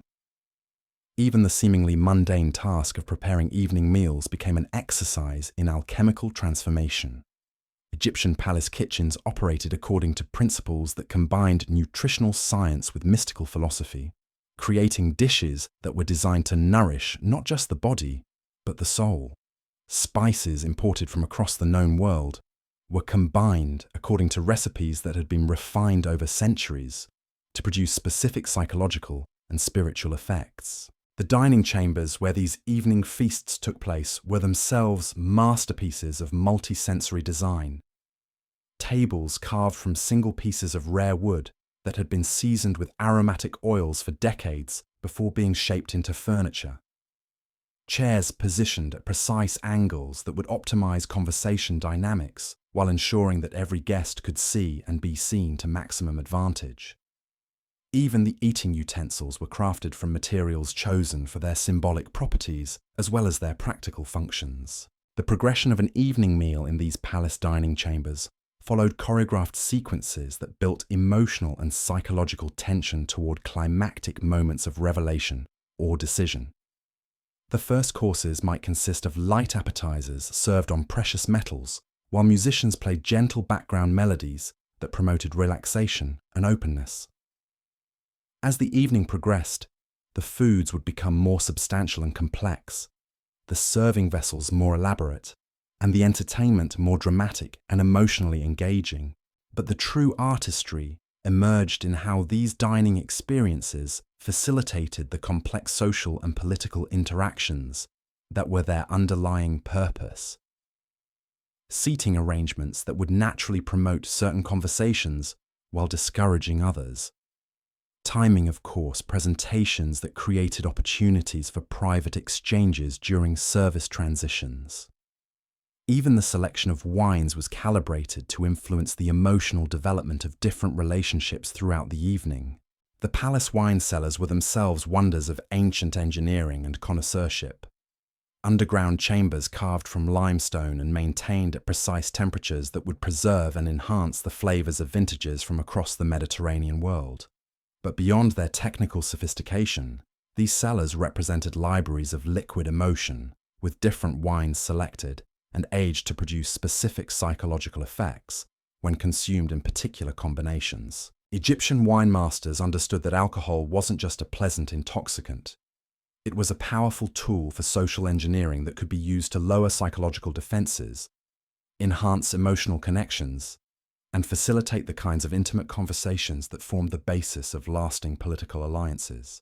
The selection of wines for different evening gatherings required the same careful consideration that modern military strategists apply to choosing weapons for specific missions.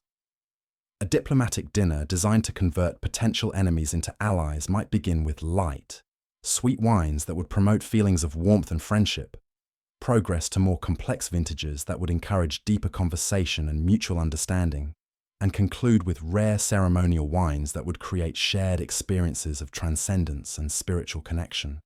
The entire evening's emotional arc would be carefully orchestrated through the progressive consumption of different alcoholic preparations.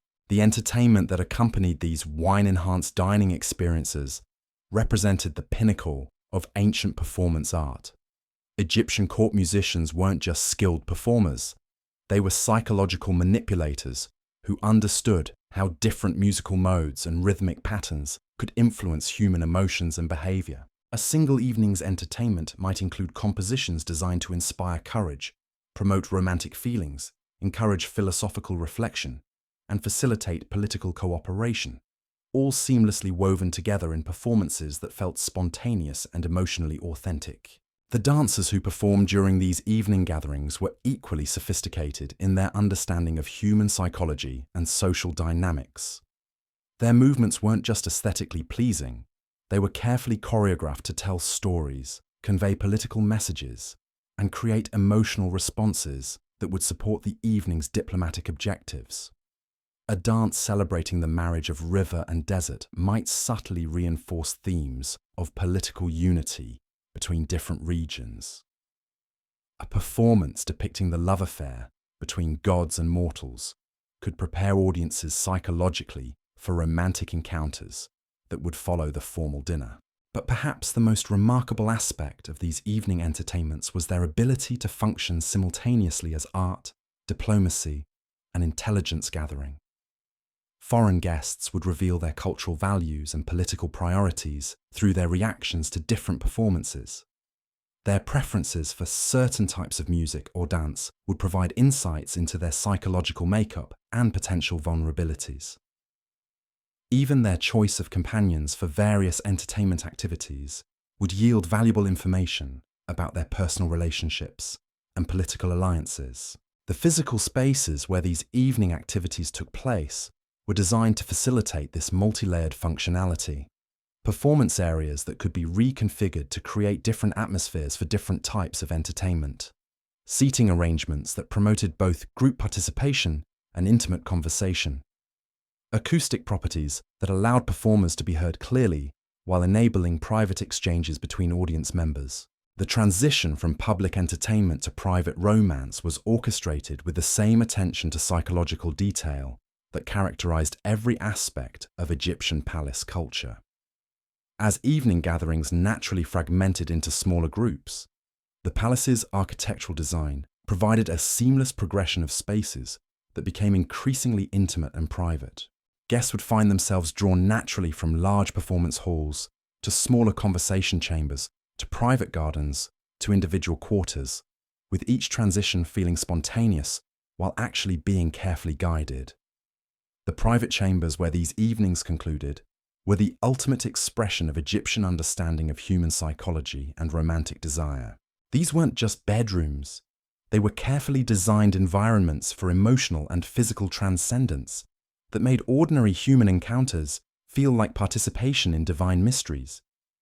The lighting systems alone represented centuries of experimentation in creating optimal conditions for romantic connection and psychological intimacy. Egyptian lamp designers understood that different colors and intensities of light could influence human mood and behavior in profound ways. The private chambers featured complex illumination systems that could be adjusted throughout the evening to promote different emotional states. The warm, golden light of sunset might gradually transition to the cooler, more mysterious illumination of moonlight, then shift again to the soft, rosy glow of dawn, creating a complete cycle of romantic ambience that enhanced the natural rhythms of human intimacy. The furniture in these private chambers was designed with equal attention to psychological effect. Beds that weren't just comfortable sleeping surfaces, but sacred altars where human love could connect with cosmic forces. Chairs and couches positioned to create optimal conversational dynamics while providing opportunities for increasingly intimate physical contact. Even storage furniture was crafted to enhance the romantic atmosphere, with containers for perfumes, oils, and jewelry that became part of the ritual preparation for intimate encounters. The textiles used in these private spaces represented the pinnacle of ancient luxury craftsmanship, but their selection was based on much more than mere aesthetic appeal. Different fabrics were chosen for their tactile properties, their aromatic qualities, and their symbolic associations.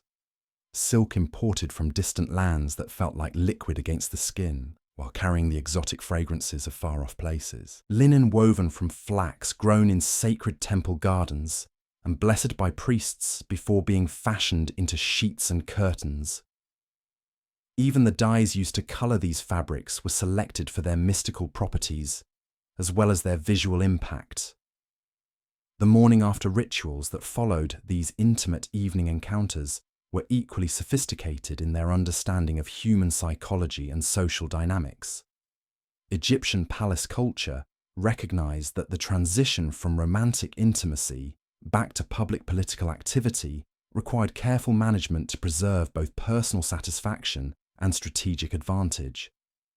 The private chambers featured bathing facilities and dressing areas designed to help participants process their emotional experiences while preparing to resume their public roles. The servants who assisted with these morning transitions were trained in what we might call therapeutic hospitality, providing emotional support and practical assistance while gathering intelligence about the success of the previous evening's romantic diplomacy. A skilled morning attendant could determine whether a romantic encounter had achieved its intended political objectives while helping participants feel pampered and valued rather than used or manipulated. The breakfast meetings that followed these intimate evenings were masterpieces of diplomatic subtlety, where the emotional connections formed during private encounters were gradually transformed into political alliances and strategic partnerships. The progression from pillow talk to policy discussion required exceptional skill from all participants, who needed to maintain the authenticity of their personal feelings while advancing their political objectives. The dining chambers where these morning-after meetings took place were designed to ease this delicate transition. Intimate spaces that maintained the romantic atmosphere of the previous evening while gradually introducing elements that prepared participants for the day's public activities. The lighting would slowly brighten from the soft glow of early morning to the clear illumination needed for serious discussion. The furniture arrangements would subtly shift from romantic intimacy to collaborative consultation. The foods served during these morning meetings were carefully selected to support both physical recovery from the previous evening's activities and mental preparation for the coming day's challenges. Exotic fruits that provided energy and mental clarity, herbal teas that promoted emotional balance and psychological stability. Even the presentation of these morning meals was designed to reinforce the positive feelings generated during romantic encounters while transitioning participants back into their political roles. The intelligence gathered during these morning after sessions was often the most valuable product of Egyptian romantic diplomacy. People who had shared intimate experiences were more likely to reveal sensitive information about their homelands, their political allegiances, and their strategic concerns. The emotional bonds formed during romantic encounters created opportunities for intelligence collection that would have been impossible through conventional diplomatic channels. But Egyptian palace culture's genius lay in ensuring that this intelligence gathering didn't compromise the authenticity of the romantic relationships that made it possible. The morning after conversations weren't interrogations disguised as pillow talk. They were genuine exchanges between people who had formed real emotional connections and were now exploring how those personal bonds might translate into political cooperation. The long-term relationship management that followed these initial romantic diplomatic encounters represented perhaps the most sophisticated aspect of Egyptian court culture. The palace maintained detailed records of every significant romantic relationship, tracking their emotional development, political implications, and strategic potential over periods of years or even decades. Former lovers who had returned to their homelands remained part of extensive networks that provided ongoing intelligence and diplomatic influence across the ancient world.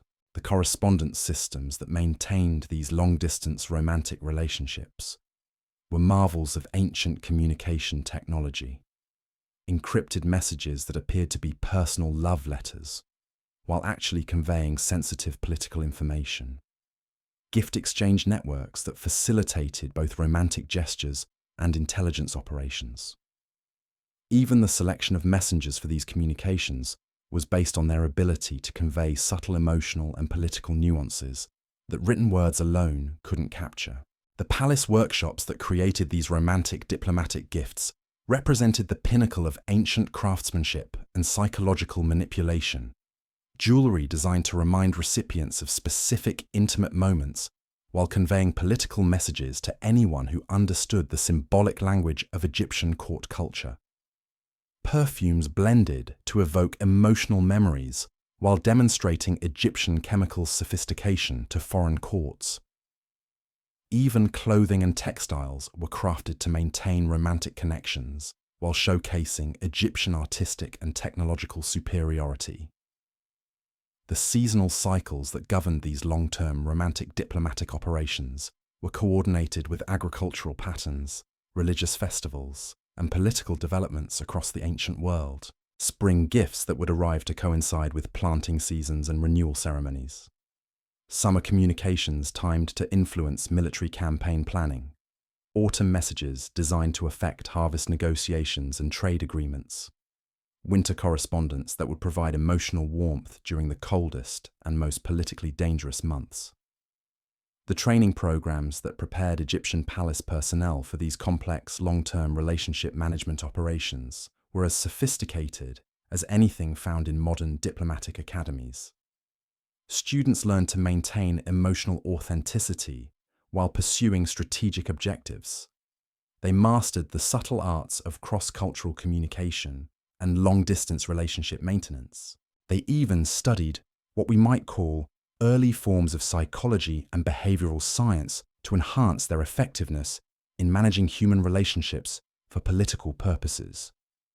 But perhaps the most remarkable aspect of these training programs was their emphasis on personal development and emotional intelligence. Egyptian palace culture recognized that people who were satisfied and fulfilled in their own lives were more effective at creating satisfaction and fulfillment for others. The diplomatic courtesans and romantic operatives who implemented these policies weren't sacrificing their personal happiness for political objectives. They were finding ways to achieve both through increasingly sophisticated integration of individual desires and collective needs. The career paths available within this system provided opportunities for advancement that rewarded both personal excellence and contribution to the broader success of Egyptian civilization. Talented individuals could rise from humble service positions to become trusted advisors, diplomatic representatives, or even romantic partners of ruling pharaohs.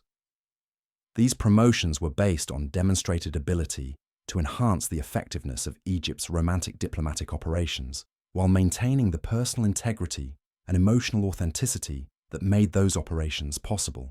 The retirement and pension systems for these diplomatic personnel were equally sophisticated, providing ongoing support and recognition for people who had devoted their lives to serving Egyptian interests through romantic and social relationships. Former palace courtesans might retire to comfortable estates where they could continue to provide intelligence and diplomatic services while enjoying the fruits of their years of dedicated service.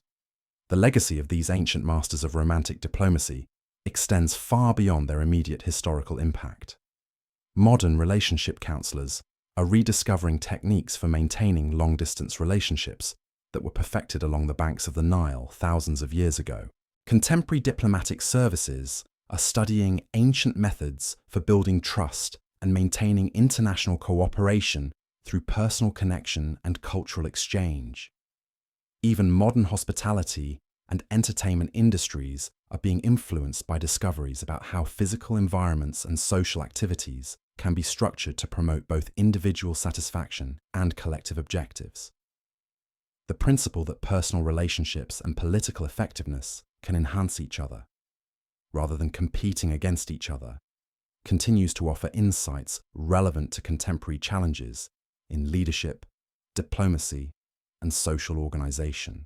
The archaeological evidence for these remarkable achievements continues to emerge from excavations along the Nile, revealing the physical infrastructure that supported one of history's most sophisticated experiments in integrating love and power.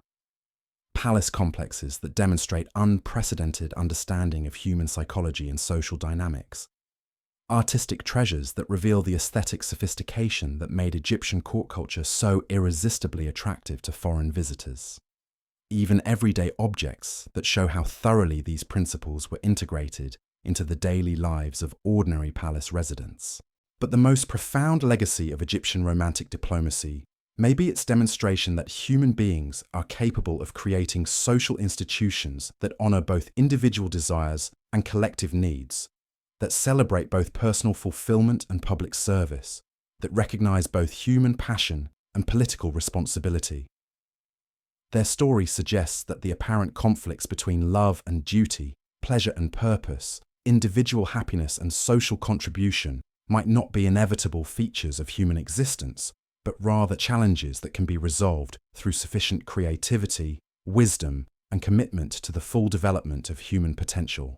The evening stars that witness these ancient romantic dramas continue to shine over the ruins of Memphis and Thebes, silent testimony to a civilization that achieved something remarkable in the long history of human attempts to organize society in ways that serve both individual and collective flourishing.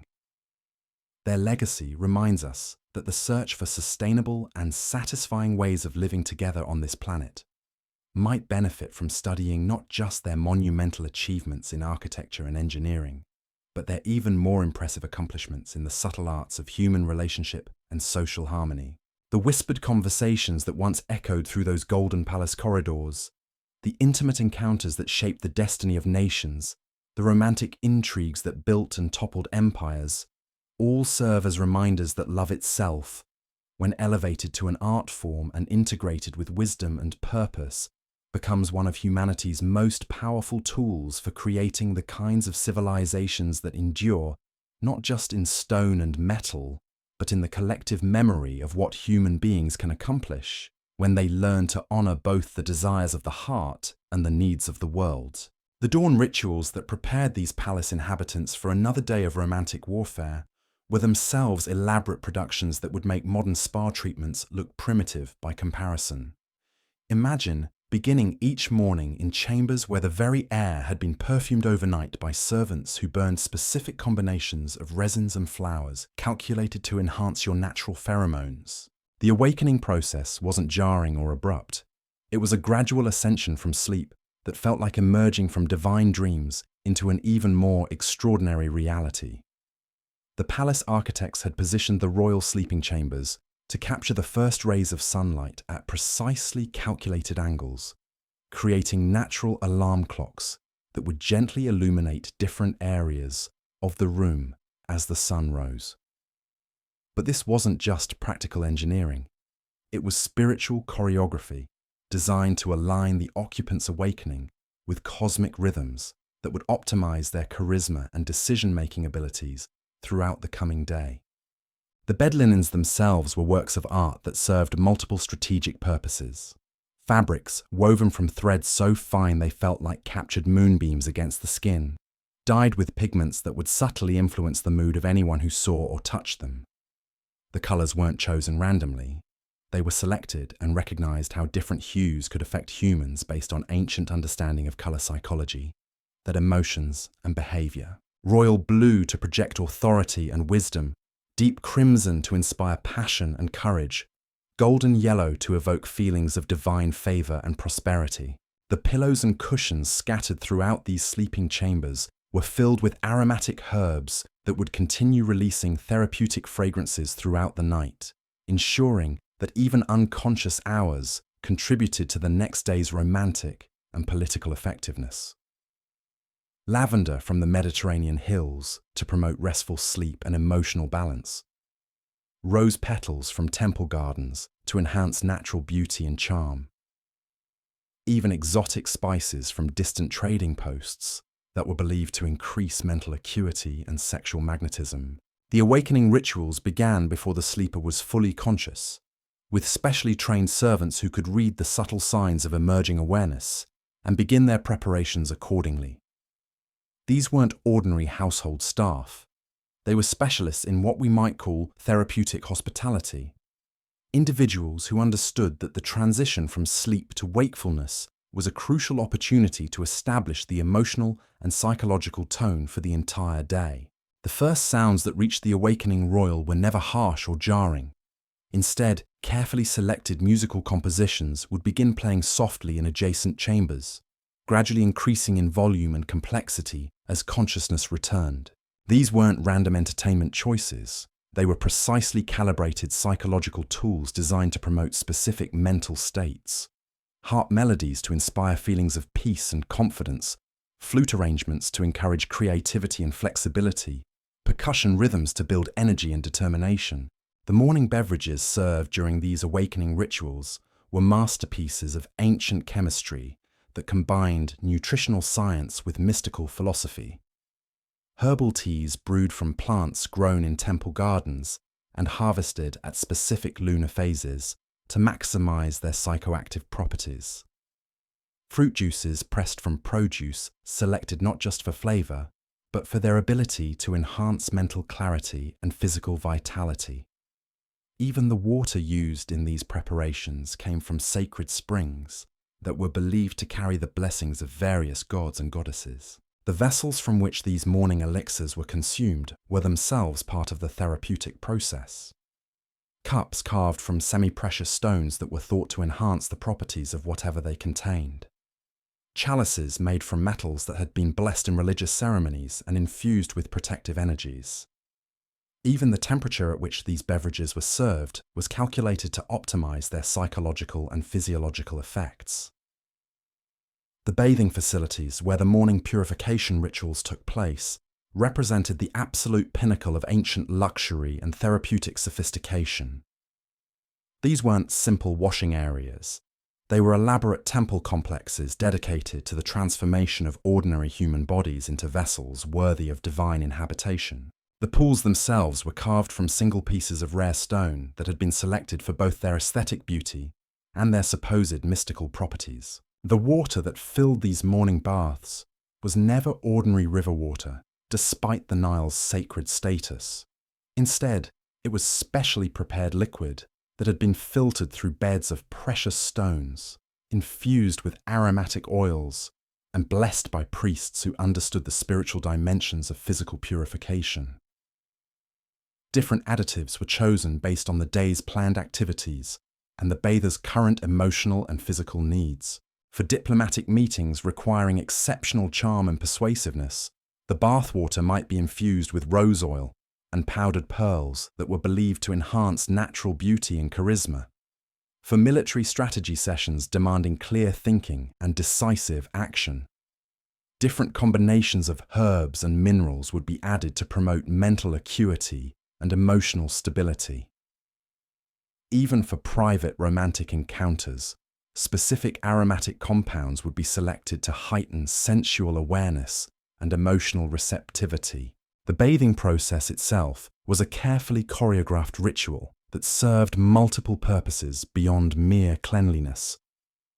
Trained attendants would use massage techniques that not only relaxed physical tension, but also stimulated energy points that ancient Egyptian medicine believed influenced emotional and mental states. These weren't casual spa treatments. They were sophisticated therapeutic interventions based on centuries of accumulated knowledge about human physiology and psychology. The oils and unguents applied during these morning treatments were themselves marvels of ancient cosmetic chemistry, formulations that had been refined over generations to achieve specific effects on both the wearer and anyone who encountered them. Perfumed oils that would continue releasing attractive fragrances throughout the day, while nourishing the skin and protecting against environmental damage. Aromatic balms that would enhance natural pheromone production, while providing subtle magical protection against various threats. The mirrors used during these morning beauty rituals weren't just functional objects. They were psychological tools designed to prepare the user mentally and emotionally for the day's challenges. Polished to absolute perfection and positioned at angles that would show the most flattering possible reflection, while allowing for detailed examination of every aspect of personal appearance. But more than that, they were instruments for practicing the different facial expressions and body language that would be needed for various social and political interactions. The cosmetic applications that followed these preparatory rituals represented perhaps the most sophisticated aspect of Egyptian morning routines. These weren't simple beauty treatments designed to enhance physical attractiveness, though they certainly accomplished that objective. They were complex psychological operations that used color, texture, and symbolic imagery to create specific impressions and achieve particular strategic goals. The famous Egyptian eye makeup wasn't just dramatic decoration. It was a carefully calculated system for enhancing natural charisma and projecting psychological dominance. The black kohl that outlined the eyes wasn't merely aesthetic. It was made from antimony compounds that were believed to provide magical protection while making the wearer's gaze more penetrating and memorable. The colored eyeshadows weren't random fashion choices. They were selected based on ancient understanding of color psychology and their ability to influence observers' emotional responses. The lip preparations used in these morning routines were equally sophisticated, combining aesthetic enhancement with practical functionality and mystical significance. Red ochre mixed with plant extracts that would not only create attractive coloration, but also provide natural protection against sun damage and dehydration. Aromatic balms that would make the wearer's breath more pleasant while supposedly enhancing the persuasive power of their words. Even the nail treatments included in these morning preparations served multiple purposes beyond mere decoration. Henna applications that would create intricate patterns while providing natural antimicrobial protection. Precious metal inlays that would catch and reflect light in ways that drew attention to graceful hand gestures.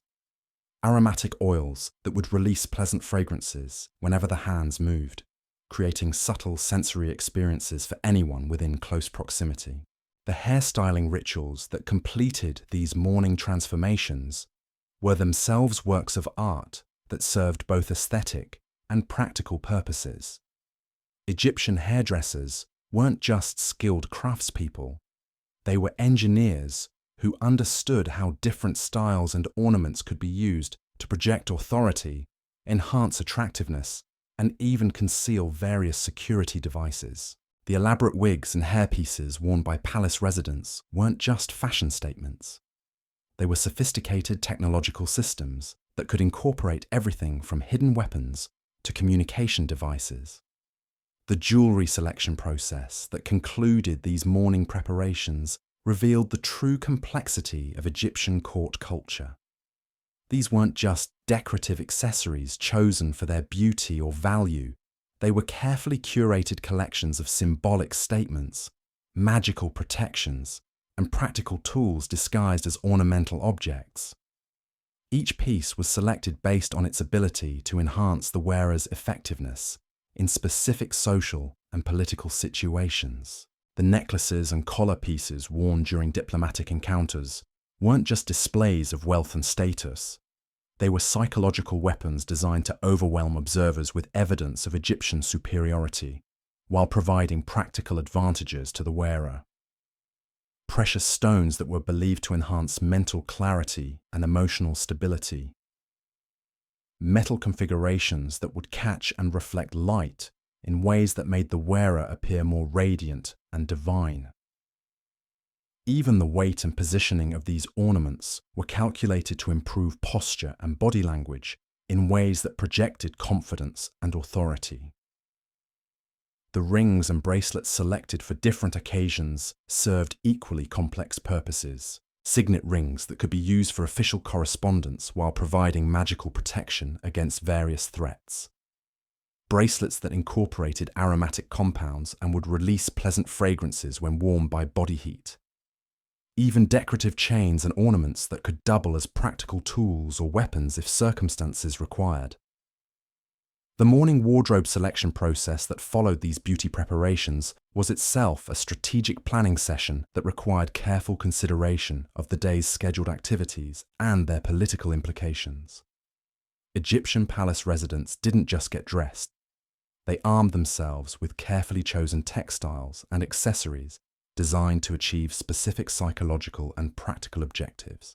The fabrics available in Egyptian royal wardrobes represented the finest products of ancient textile technology. But their selection was based on much more than mere quality or aesthetic appeal. Different materials were chosen for their psychological effects on both the wearer and observers.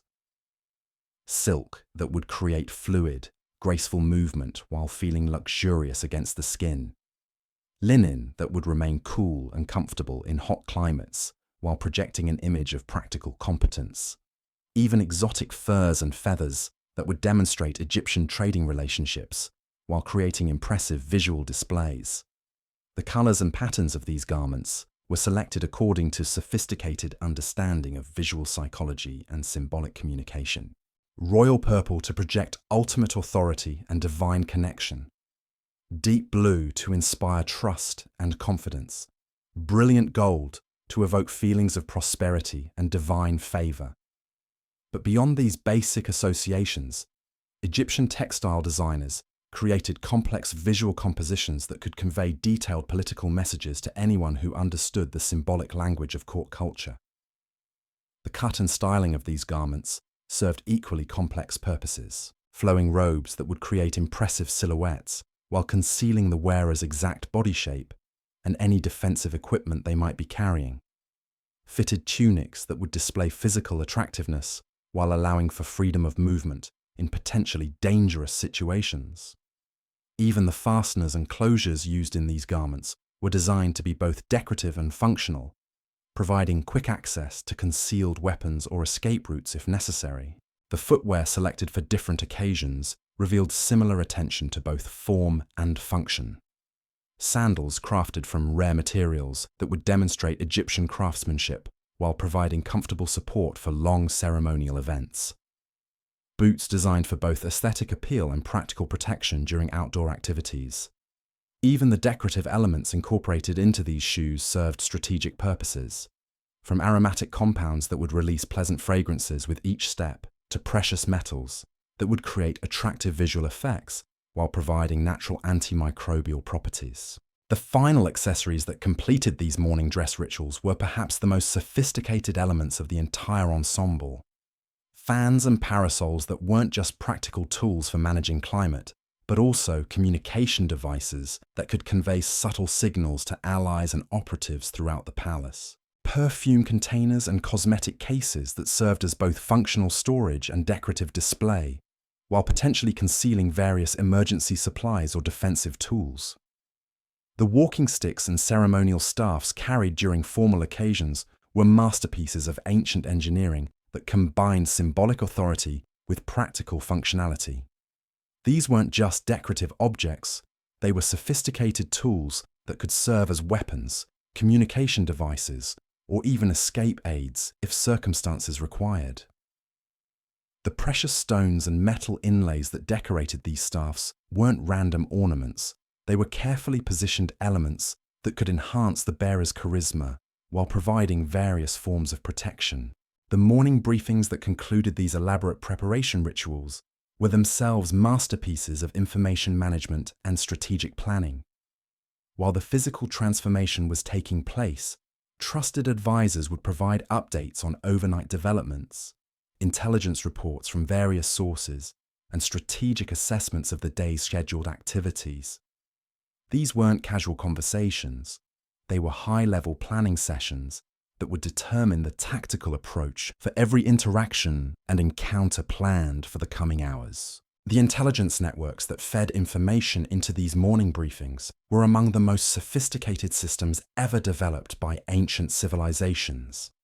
Networks of spies, informants, and diplomatic sources that could provide real-time updates on political developments throughout the known world. Communication systems that could deliver urgent messages faster than any conventional transportation methods. Even early warning networks that could alert palace security to potential threats or opportunities that might affect the day's planned activities. The strategic planning that emerged from these morning briefings required exceptional intellectual capabilities from the palace leadership. They needed to process complex information from multiple sources, identify potential conflicts and opportunities, and develop flexible plans that could adapt to changing circumstances throughout the day. But beyond these analytical skills, They needed the emotional intelligence to understand how different approaches would affect the various personalities and political factions they would encounter. The psychological preparation that accompanied these strategic briefings was equally sophisticated.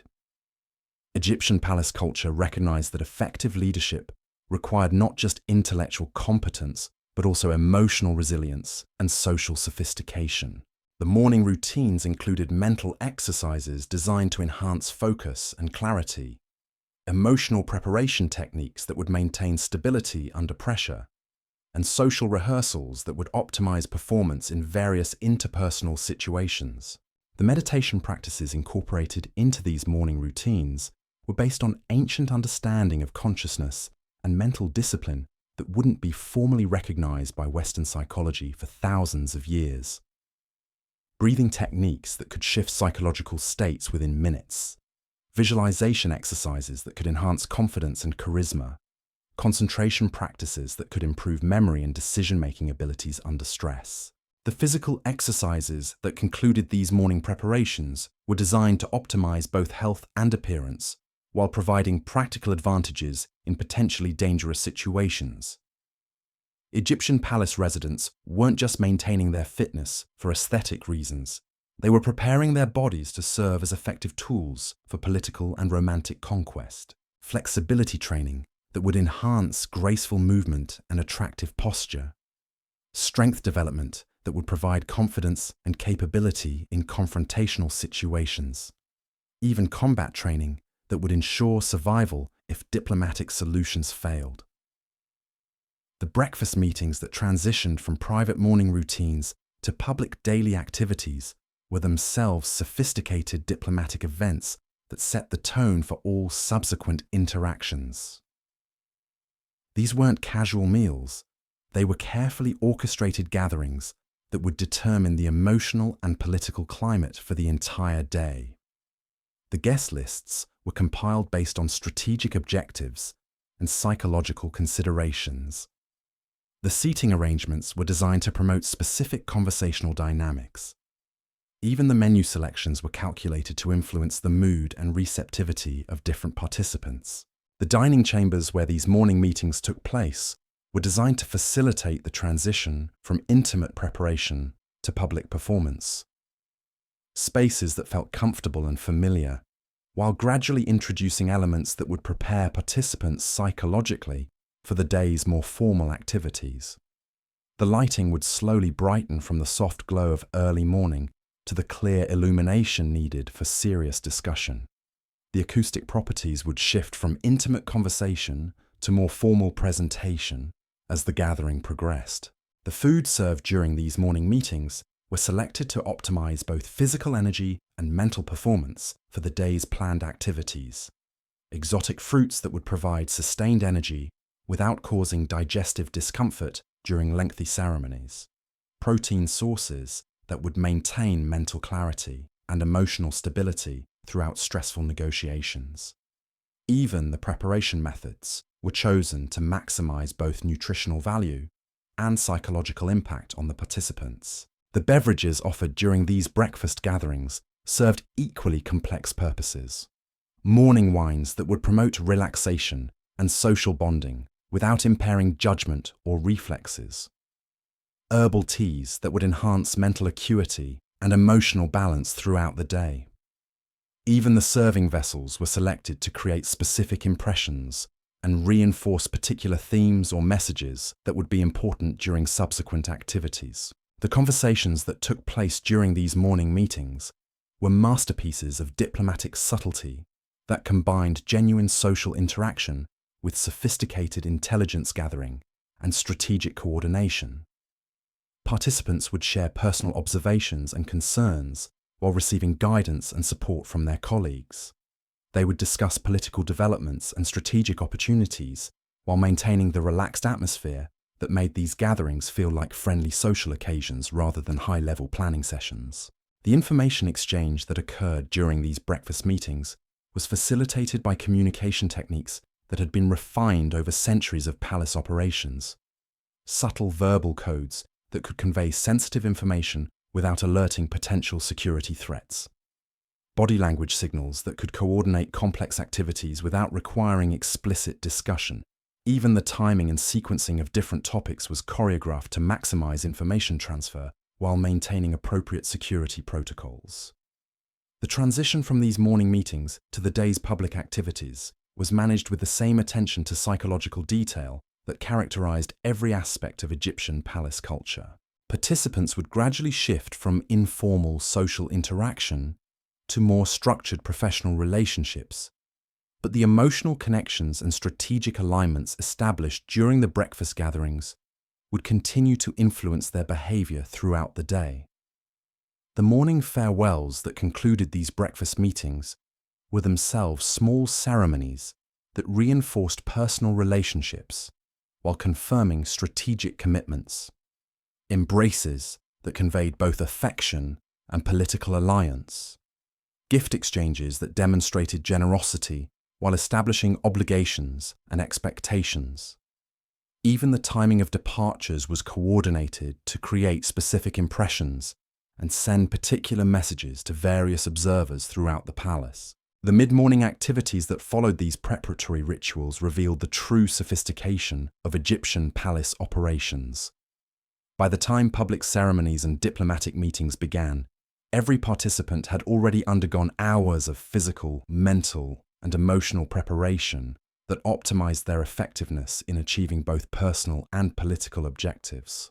They weren't just performing their roles, they were embodying carefully crafted personas that had been designed to maximize their impact on every person they encountered. The afternoon ceremonies that dominated palace life during peak hours represented the culmination of all this morning preparation. Formal events that appeared spontaneous and natural, while actually being the result of elaborate planning and coordination that had begun before dawn. Diplomatic receptions that seemed like casual social gatherings while actually serving as sophisticated intelligence operations and alliance-building exercises. The evening entertainment that concluded each day's activities brought the entire cycle full circle, creating opportunities for the intimate relationships and personal connections that would inform the next day's strategic planning and political activities. The romantic encounters that developed during these evening gatherings weren't separate from the day's political work. They were its natural extension and ultimate objective. The palace complexes that housed all these activities were themselves living expressions of Egyptian understanding of human psychology and social dynamics. Architectural spaces that could accommodate the full range of human activities from the most public ceremonial events to the most intimate personal encounters. Building designs that facilitated both security and accessibility, both formal protocol and spontaneous interaction. The gardens and courtyards that provided transition spaces between different areas of the palace were masterpieces of landscape architecture that served both aesthetic and practical purposes.